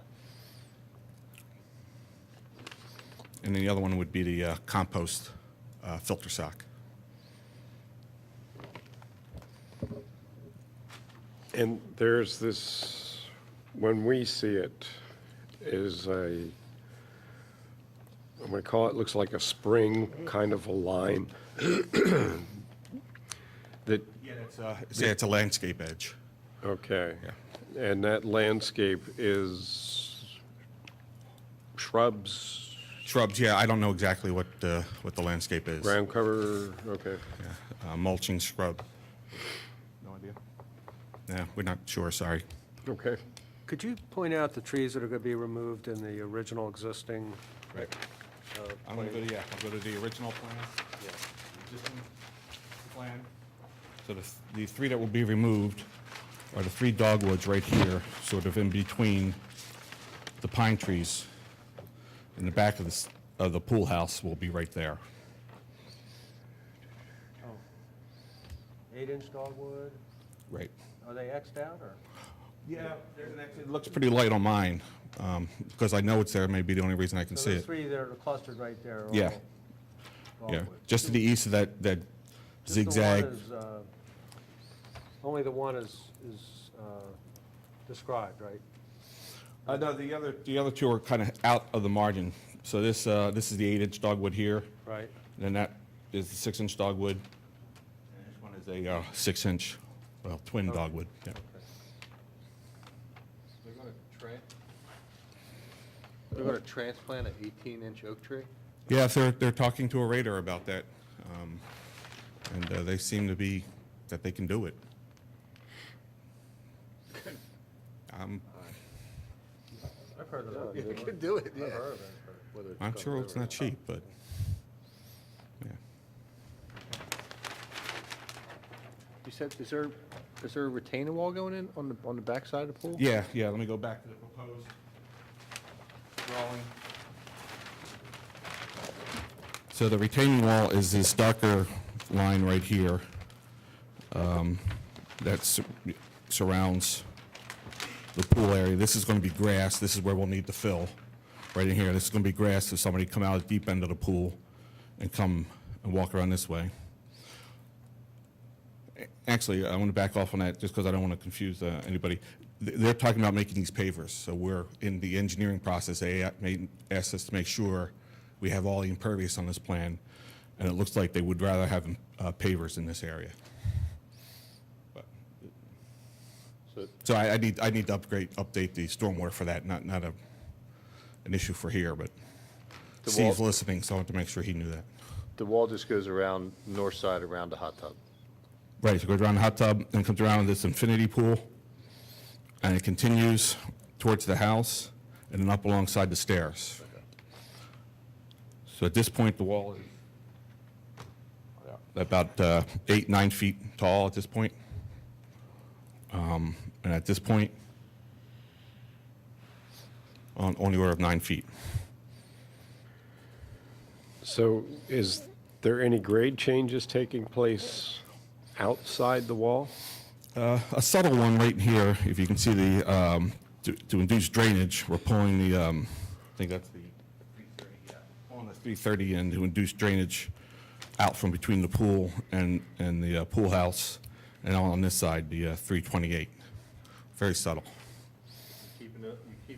You keeping all those lines the same on the north side of the wall? They're not changing at all? On the north side of the wall, correct. That is correct. So as these are coming into the wall, that's where, that will be the bottom of the wall. It is what it is. Yes.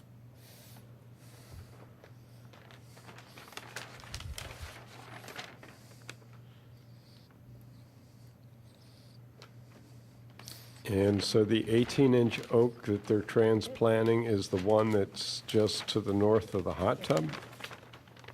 So it would actually be right in the corner of the infinity pool Oh, here. it's right there. Okay, Yeah. I'm sorry.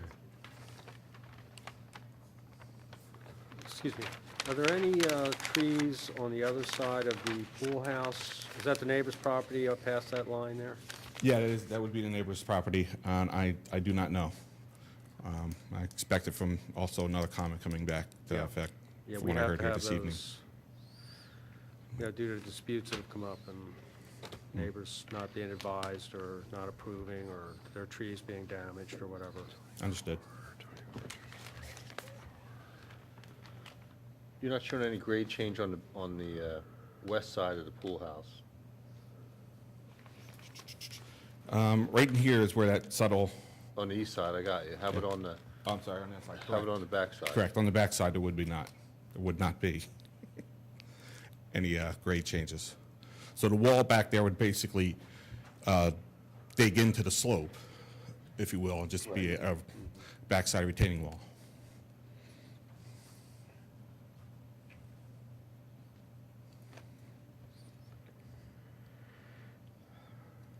I mean, you don't have a whole lot of room between the white pines and your building.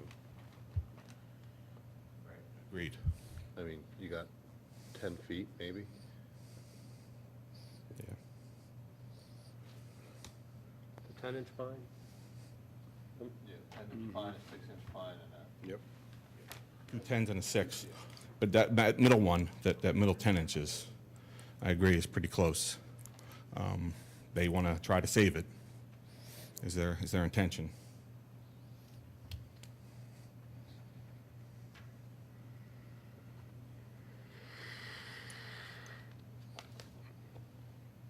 Are you showing tree replacement here? We are not. Yeah, that's my concern. And you've got again, the 12-inch maple, the 18-inch oak, which I think was 18, which I can't really read. And you've got the 24-inch oak, the 23-inch ash. All of them, in my mind, are suspect to the construction that's going to take place here, even with your proposed tree protection fence. And those pines to the west of the pool house are all also subject to whatever construction is taking place there, in addition to whatever neighbor trees that may be there that are not identified. And your soil stockpile is not identified, nor is your construction access. So I think all those issues need to be addressed before we can approve this. A conditional approval wouldn't suffice, or? I mean, the construction entrance and the stockpile, I think, are pretty straightforward and obvious, and they will get on the plans. Okay. The trees to the neighbor's side, I don't know if there are any. Well, we have to know. Yeah, that can't, there's no way to do that between meetings. Yeah, I know. Right. I did not do I didn't talk to the survey crew to ask them, was there nothing over there? They do know to do it if they can. Okay. All right, so they did attempt to do those, okay. What about giving us some room on that tree protection on that north side of the pool? I mean, can you hedge it to the south here? You get it in closer. I mean, you're going to need room to build your wall, so Get around the wall, yeah. you're going to be into that 12-inch maple. We're 1 in 30 here? 120. Yeah, The so, wall itself's only less than It's only 10 feet 10 away. feet away from that maple. All right. Well, okay, let me get with the construction manager, discuss that with them, and we'll get you a new plan.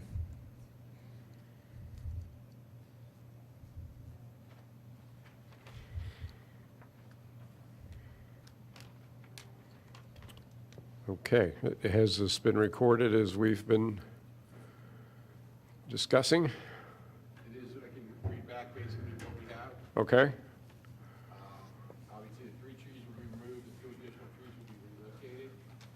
Stockpile needs to be shown on the plans. Neighbors' trees within 10 feet of the property line need to be shown. well, that one we think maybe has been addressed. I'll verify there's nothing on But that you side. can verify Yeah, I'll it, just okay. verify, yeah. We'll show that so that permit that's still common in this commission, and all trees within the area of construction, all trees within the area of construction appear to be impacted. Are there any additional comments? Yeah, it was suggested that the tree protection fence be pulled as close to the construction as possible. Pulled south as close as possible. The other question I had is, can the pool itself be pulled closer to the pool house to avoid impact? I remember talking to the pool designer, and I can't remember what he told me. There was a specific reason he actually had moved it that way.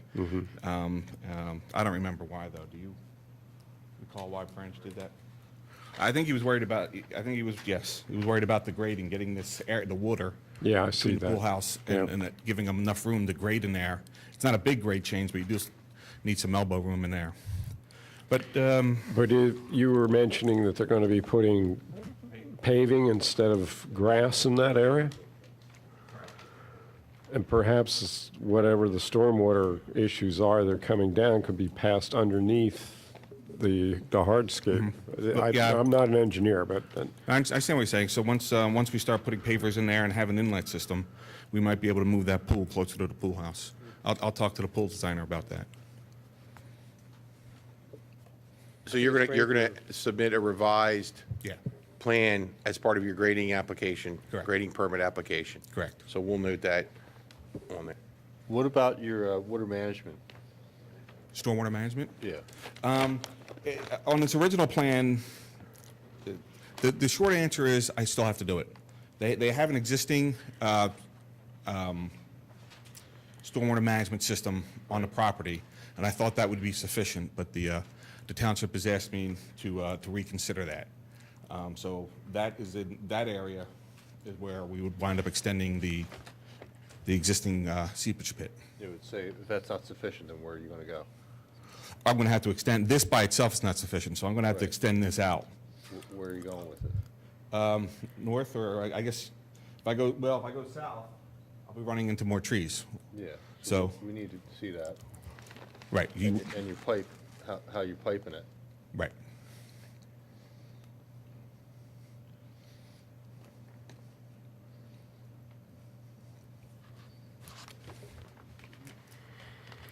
Steve, you following up on that part? As far as the change, that change? I got no stormwater management on this. Yes, that's the one thing that concerns me, because I don't know how big or how different your new system is going to be, and if are you going to expand the existing system, replace the existing system with a newer, larger? I mean, it's hard for the it's- commission to decide what the impact will be when they don't know where it's going to be or how big it's going to be. I understand that, yes. So, so I agree, we need to revise that and bring it back before you. So we would come back next month, show all these comments, show us your new stormwater management system. Okay. I just want to say, I think it's really commendable you're going to transplant that 18-inch tree. Yes, And, they liked it a lot. I wish you luck with that. It's one of the reasons they bought the I'd property. be interested in how that goes. Yeah. But All right. that's fantastic, you're going to do that. Thank you. if they want to consult with Villanova University, they transplanted a 24-inch dawn redwood about 2 years ago, Oh, okay, and it was successful. it worked, okay, good. All right, thank you. Who championed that cause, Howard? Huh? You gotta give me a little bit on that one.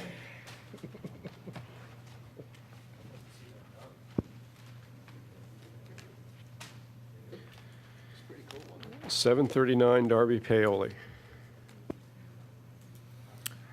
Dave Fiorello again from Omni and Associates on behalf of the owners. The property is a 9-acre site on the corner of Darby Paoli Road and Colony Road. As you can see on the site plan, We have a stream that flows, a tributary to Darby Creek that comes off of Overbrook Country Club, which is to the north of the site, comes down through the site. We have some embankments along the side, and at the top of the embankment is an existing older home with a driveway coming in off of Darby Paoli Road to a circular driveway in front. The owners propose to demolish a portion of the existing house. Apparently, from my understanding, it's an older historic house or an older home with a somewhat newer addition. The intent is to remove the newer addition and to construct a new addition, partially in the place of the older addition, and an extension of that, and at the same time, as part of that, create a garage space for two-car garage to accommodate parking. The intent, as you can see, is to maintain the driveway as much as possible with access, instead of opening up the circle, enabled to come in to the garage to the north of the building. There's an existing area in front of the portion of the residence to be maintained. That is to be walled in, graded, and to create a, what I would call a more formal garden area.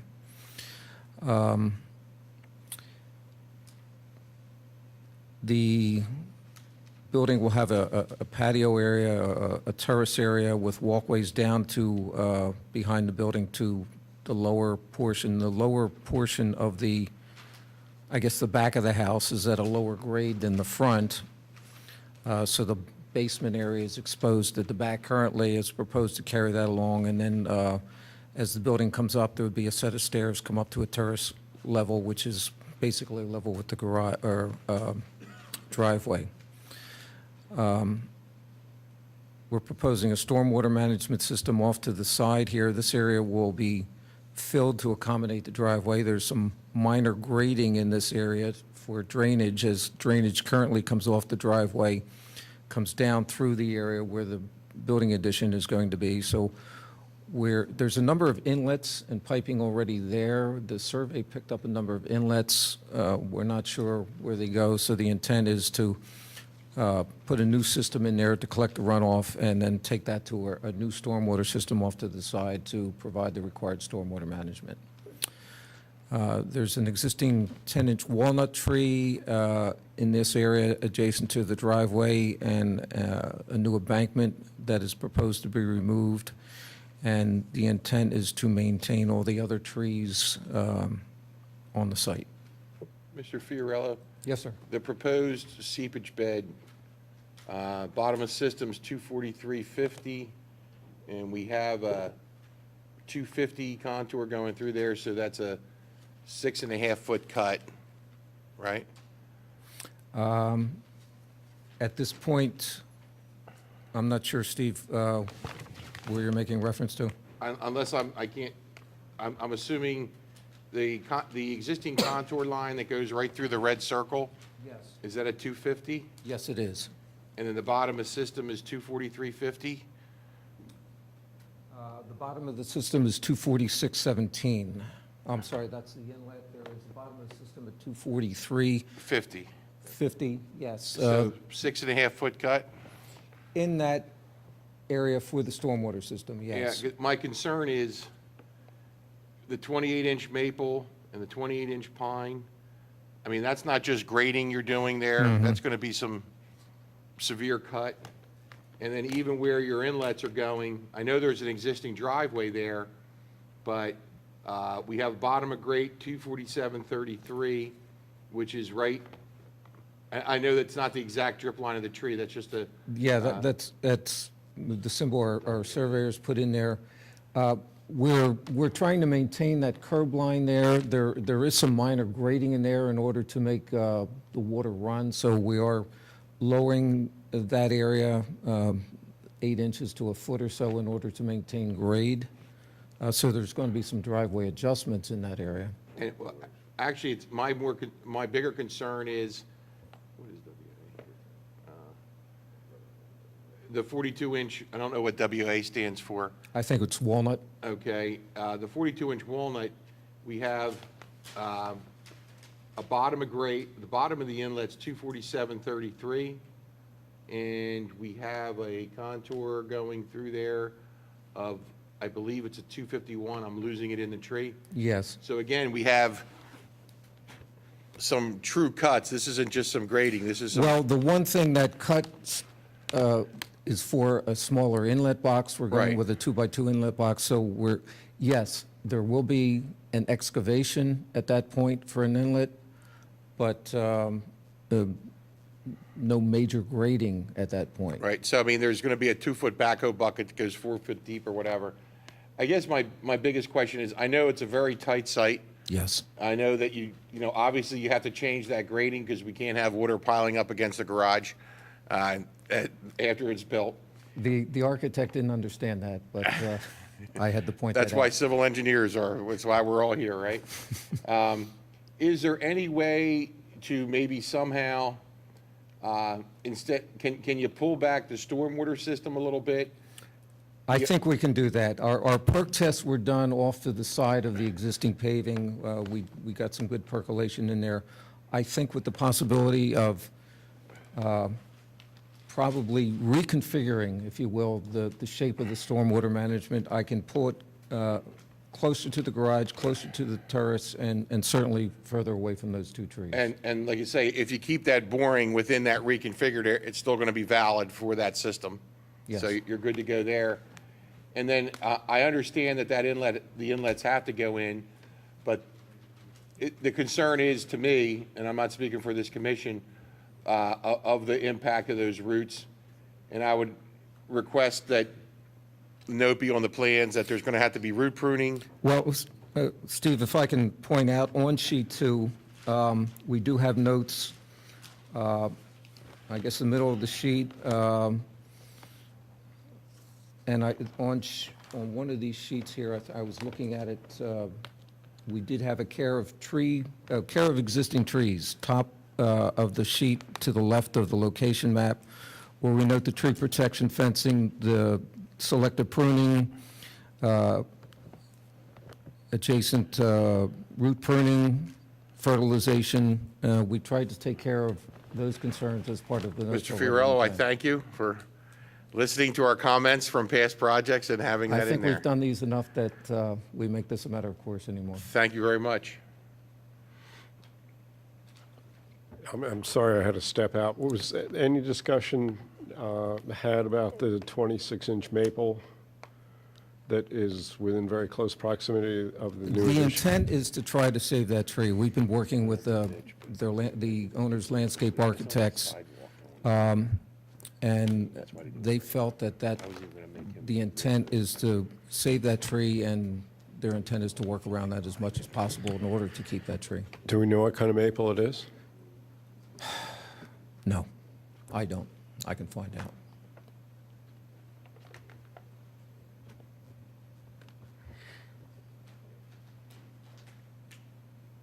Where's the, sure it's on here, but. On sheet 3, well, our construction access is basically utilizing the current driveway. The current driveway comes in and around here so that access will be right to the building at the end of the driveway, and that all the construction work will be off of the driveway itself. So the intent is with the excavation for the building addition, the fill material would be placed alongside of it to grade for the fill for the driveway improvements at that point, and make use of the materials as they come out. As Steve pointed out, it's tight. This site is tight. It is tight.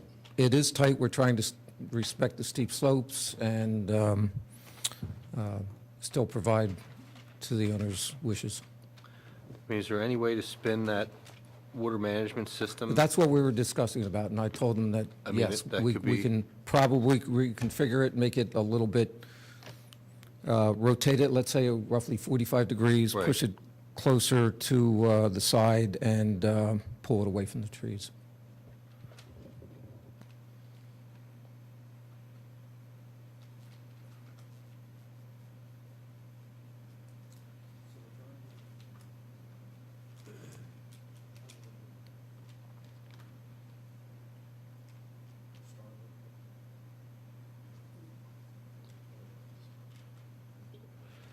My question was, if you're coming in, let's see, from the east, right? The driveway comes in from the east? Yes. Okay, so then you're going to start your work down by where the steps to the patio? Is that where how are you going to get down there? Well, that will be put in as part of the foundation work, as part of the building. Okay.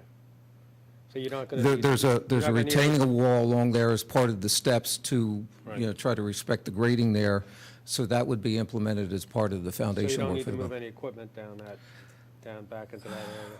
You know, there'll probably be some minor grading work in the back that could be, you know, achieved with a smaller piece of equipment, but nothing major. Okay.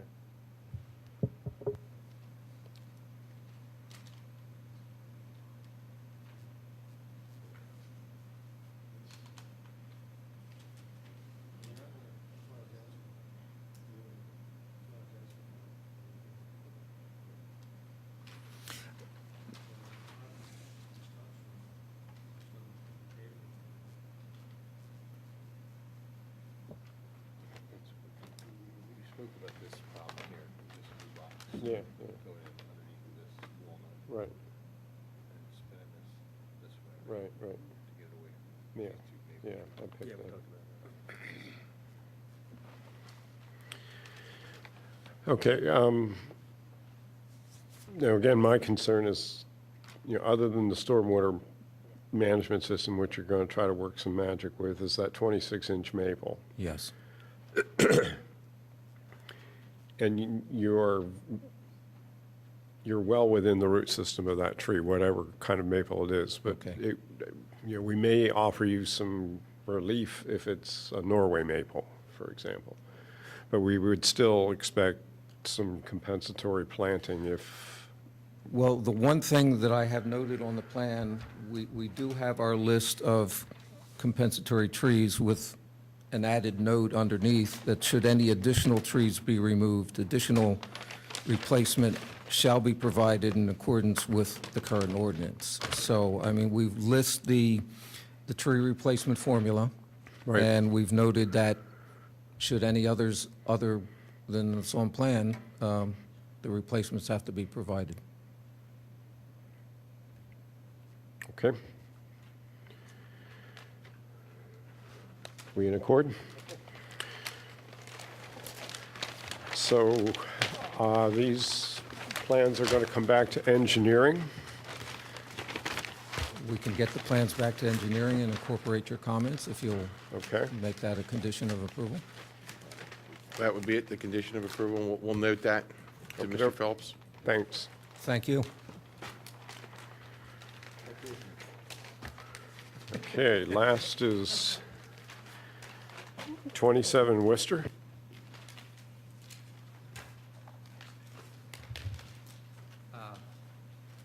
I think I'm doing this one too. Triple shift.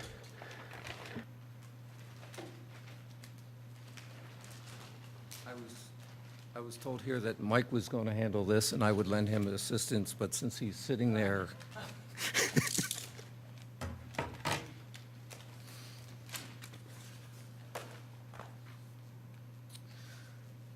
27 Wistar Road is a 1.5 acre site. The owners propose to add an addition to the building, which is shown on this second sheet in brown, with an additional screened-in porch in the back. We show a little bit of pavement to be removed here. We've shown all the trees along the property.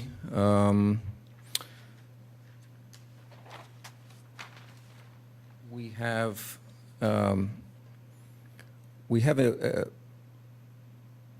guess, what I wouldn't call it an issue, but the site has a high point midway through here, so the drainage from the front of the site runs down towards Wistar Road, drainage toward the rear of the site goes off to the rear. Since all our improvements are sort of in the front, we're trying to take all our drainage down to a stormwater management system that we've tried to locate down here out of the way in an open area. So we have a little bit of additional driveway paving off to the side. We have our building addition back in here, a screened-in porch and a patio, and we are providing some stormwater inlets here, picking up the roof drains, and some minor grading to get the water to our stormwater system, which then is down in the front yard here, which then will drain down to an existing inlet in the street.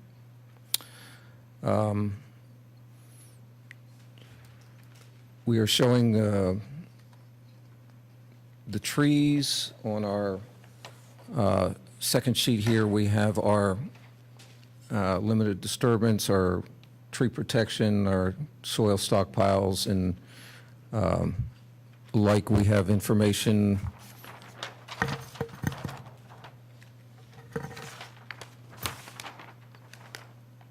again with the same notes on the care of the trees. We're not proposing to remove any trees as part of this work. So we have all the information shown, and I can go through any questions you may have. In the construction of your stormwater management system that you're proposing,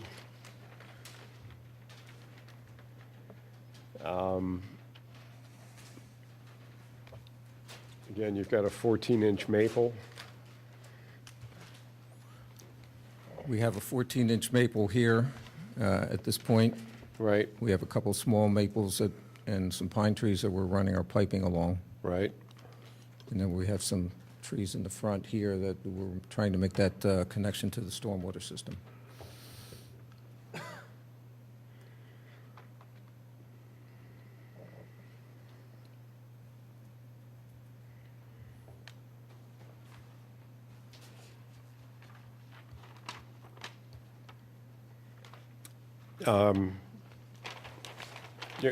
There's no tree protection around any of that from what I can... We do have This is the a next separate page, I'm sheet, sorry. sheet 3, which is our erosion sediment controls, our silt fence, our tree protection, and we have our tree protection fence detail, and we show our soil stockpile at that point. Okay, and your specification is calling for snow fence, which is no longer... No, our specifications are calling for chain link fabric attached to posts with 6-gauge wire ties, 24 inches on center with 2-inch line posts. Your detail. Yeah, but your sketch is saying snow fence, so... Oh, the sketch I will change that to, apparently we have 2 tree protection details in our library, and our draftsman picked the wrong one, but I will make sure that gets changed. If I were a contractor, I'd look at that and say, snow fence. I tend to agree, and we will make that change, Okay. although the contractor's here tonight, so. Oh, Dave, on the east side, the proposed extension of the driveway, Yes. you're coming pretty close to a 27-inch ash tree and a 21-inch pine. Yeah, we're trying to, well, we're providing the driveway opening there for access. We're trying to minimize the grading there, but there is some minor grade changing at that point, yes. What's the distance from the trunk to that new driveway cut?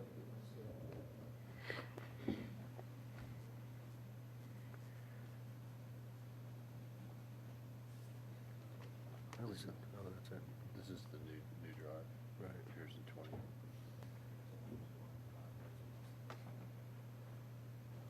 It's about 10 feet, 10 or 11 feet. How old is the existing house, Dave? Mike, do you know how old the existing house is? I'm sorry? The existing house is 80 years old?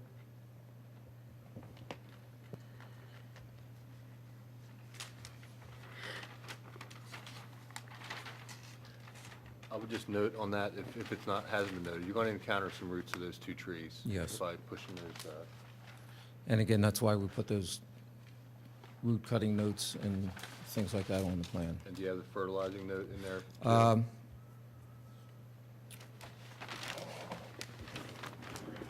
I believe it's the same set of notes we had for Yeah, the I other think one. it's- Care of existing trees on sheet 2.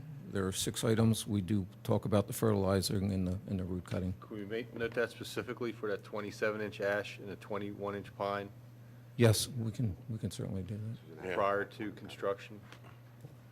Mr. Ward, were you talking also about the 41-inch maple? I didn't catch where the stormwater management system connects to the inlet. I know you skirted the 2 pines, so you have that on an angle.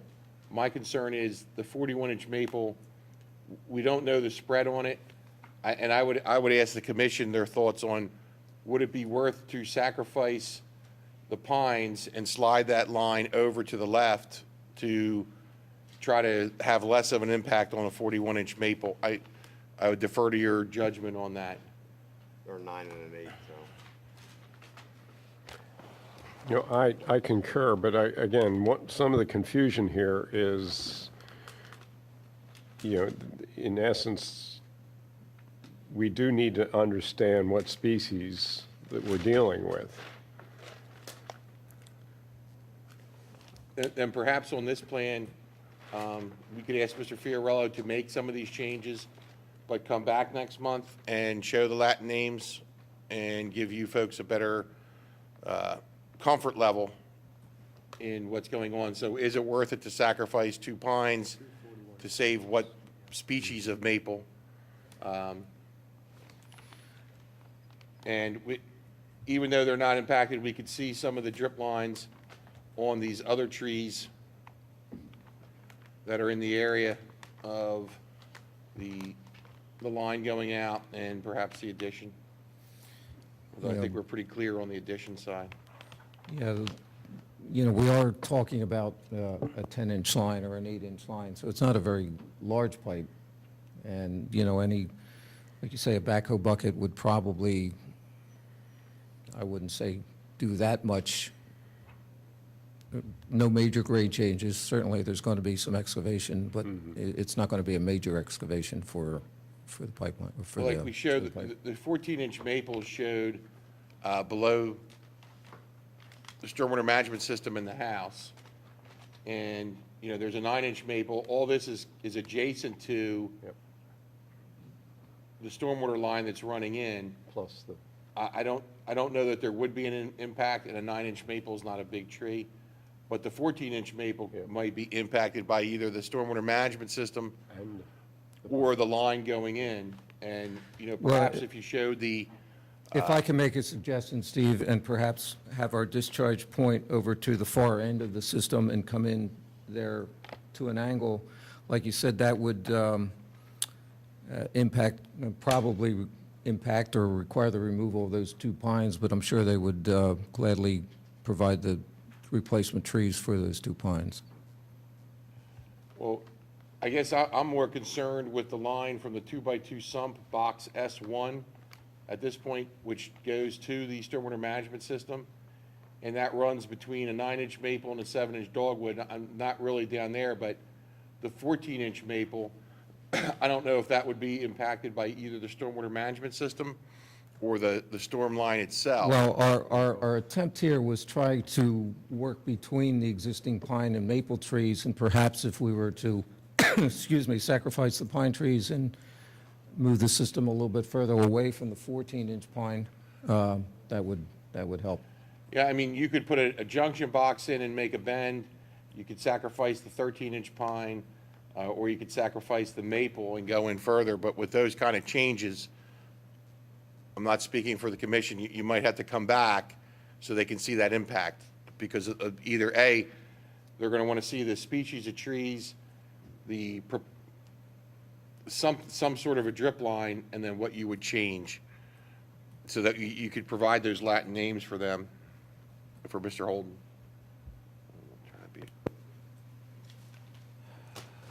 Yeah, for example, if the 9-inch maple and the 14-inch maple that are close to your stormwater retention system, if they were Norway maples, we would probably say, okay, let's just do compensatory and get it over with.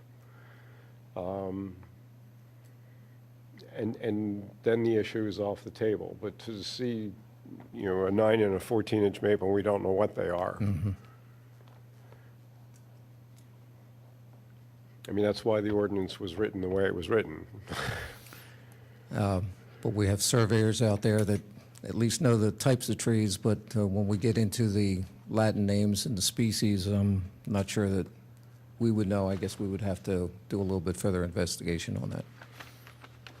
We're not trying to hold this back at all, but, you know, the ordinance does state that too.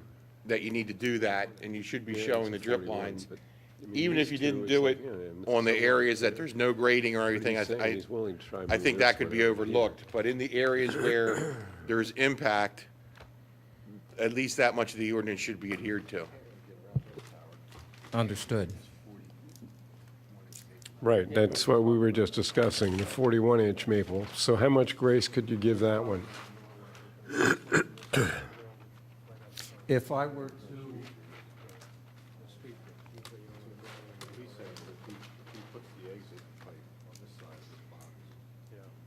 perhaps if you can be visioned on the screen here, if I were to put my outlet off to the side here and around the line like that, as you can see, I am sort of paralleling the property line along with the inlet, staying a little further away from the maple, but then it lose the pine. Yes. Well,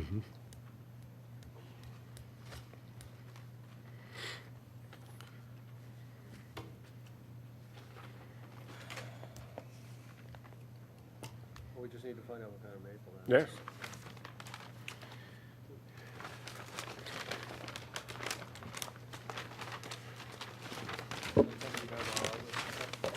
I think I just, yeah, they need to.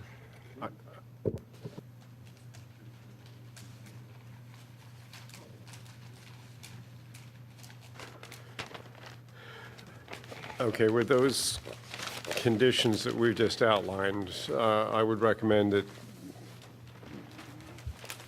you amend your plan and come back to us next month.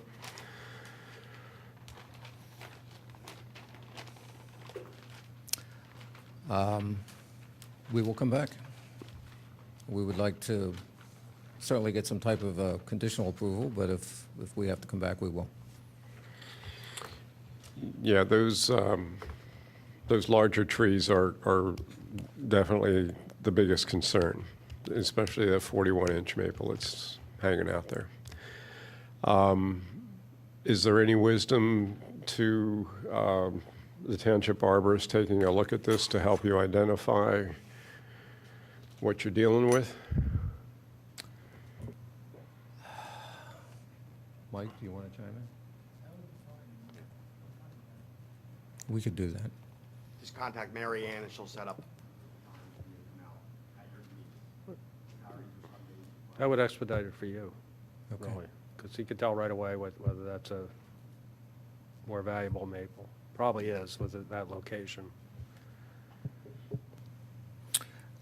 Yeah, well, we're assuming with that larger one, it's probably that. I'm not sure about the other maples up the hill.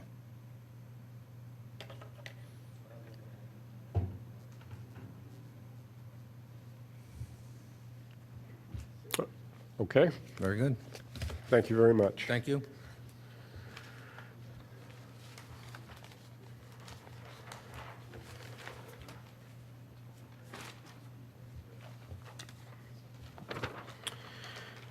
Okay, the last item on the agenda is hazardous tree reports. And there were 3 hazardous tree reports that were approved by the township arborist. The removal of 10 trees at 1300 Eagle that were all dead.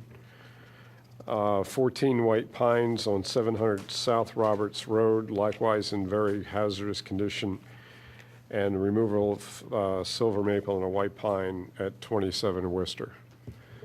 Mr. Chairman, also from the June meeting, if you have your packets, there were 5 hazardous tree reports.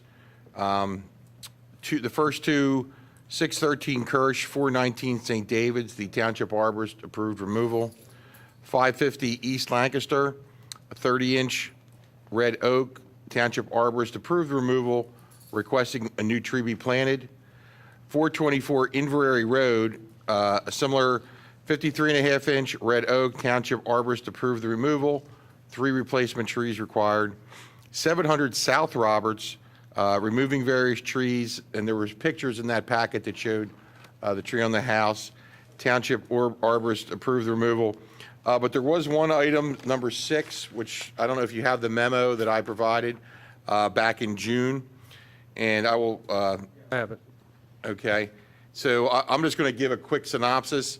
I'm respectfully requesting the Shade Tree Commission review the current process of fee in lieu of used when residents are unable to plant the required number of replacement trees on their lot. We currently use the same fee required of applicants for subdivision and land development or larger clearing permits. This could be onerous for residents that are making small modifications to their lots or removing trees for other valid reasons. And the ordinance explains the funding repository. And I went through and basically just quoted 263-4, commemorative shade tree fund. The fee in lieu of we've currently been using is $500 per tree.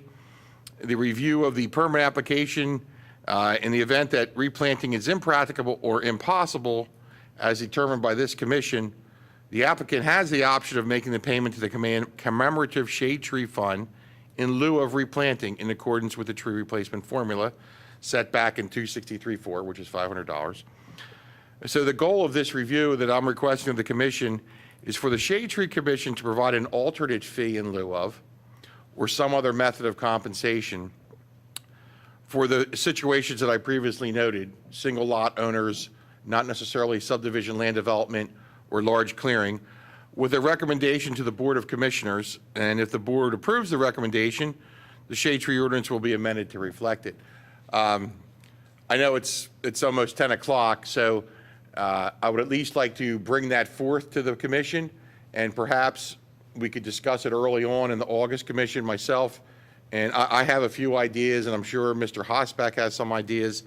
And really, in a nutshell, if a resident is, again, for valid reasons, has to remove some trees and really doesn't have the ability to plant them on there, $500 is pretty pricey because a lot of the trees in our compensatory trees really don't cost them that much. $500 is more, in some cases, could be 2 trees that still meet the ordinance requirement.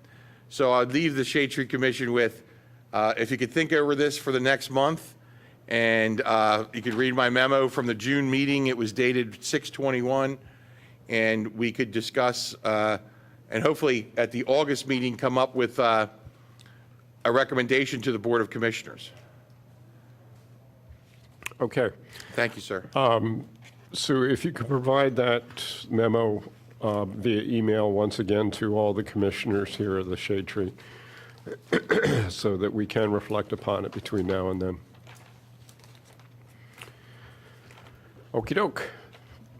Any other items for the meeting? Okey doke. That concludes July 2013 Shade Tree. Thank you.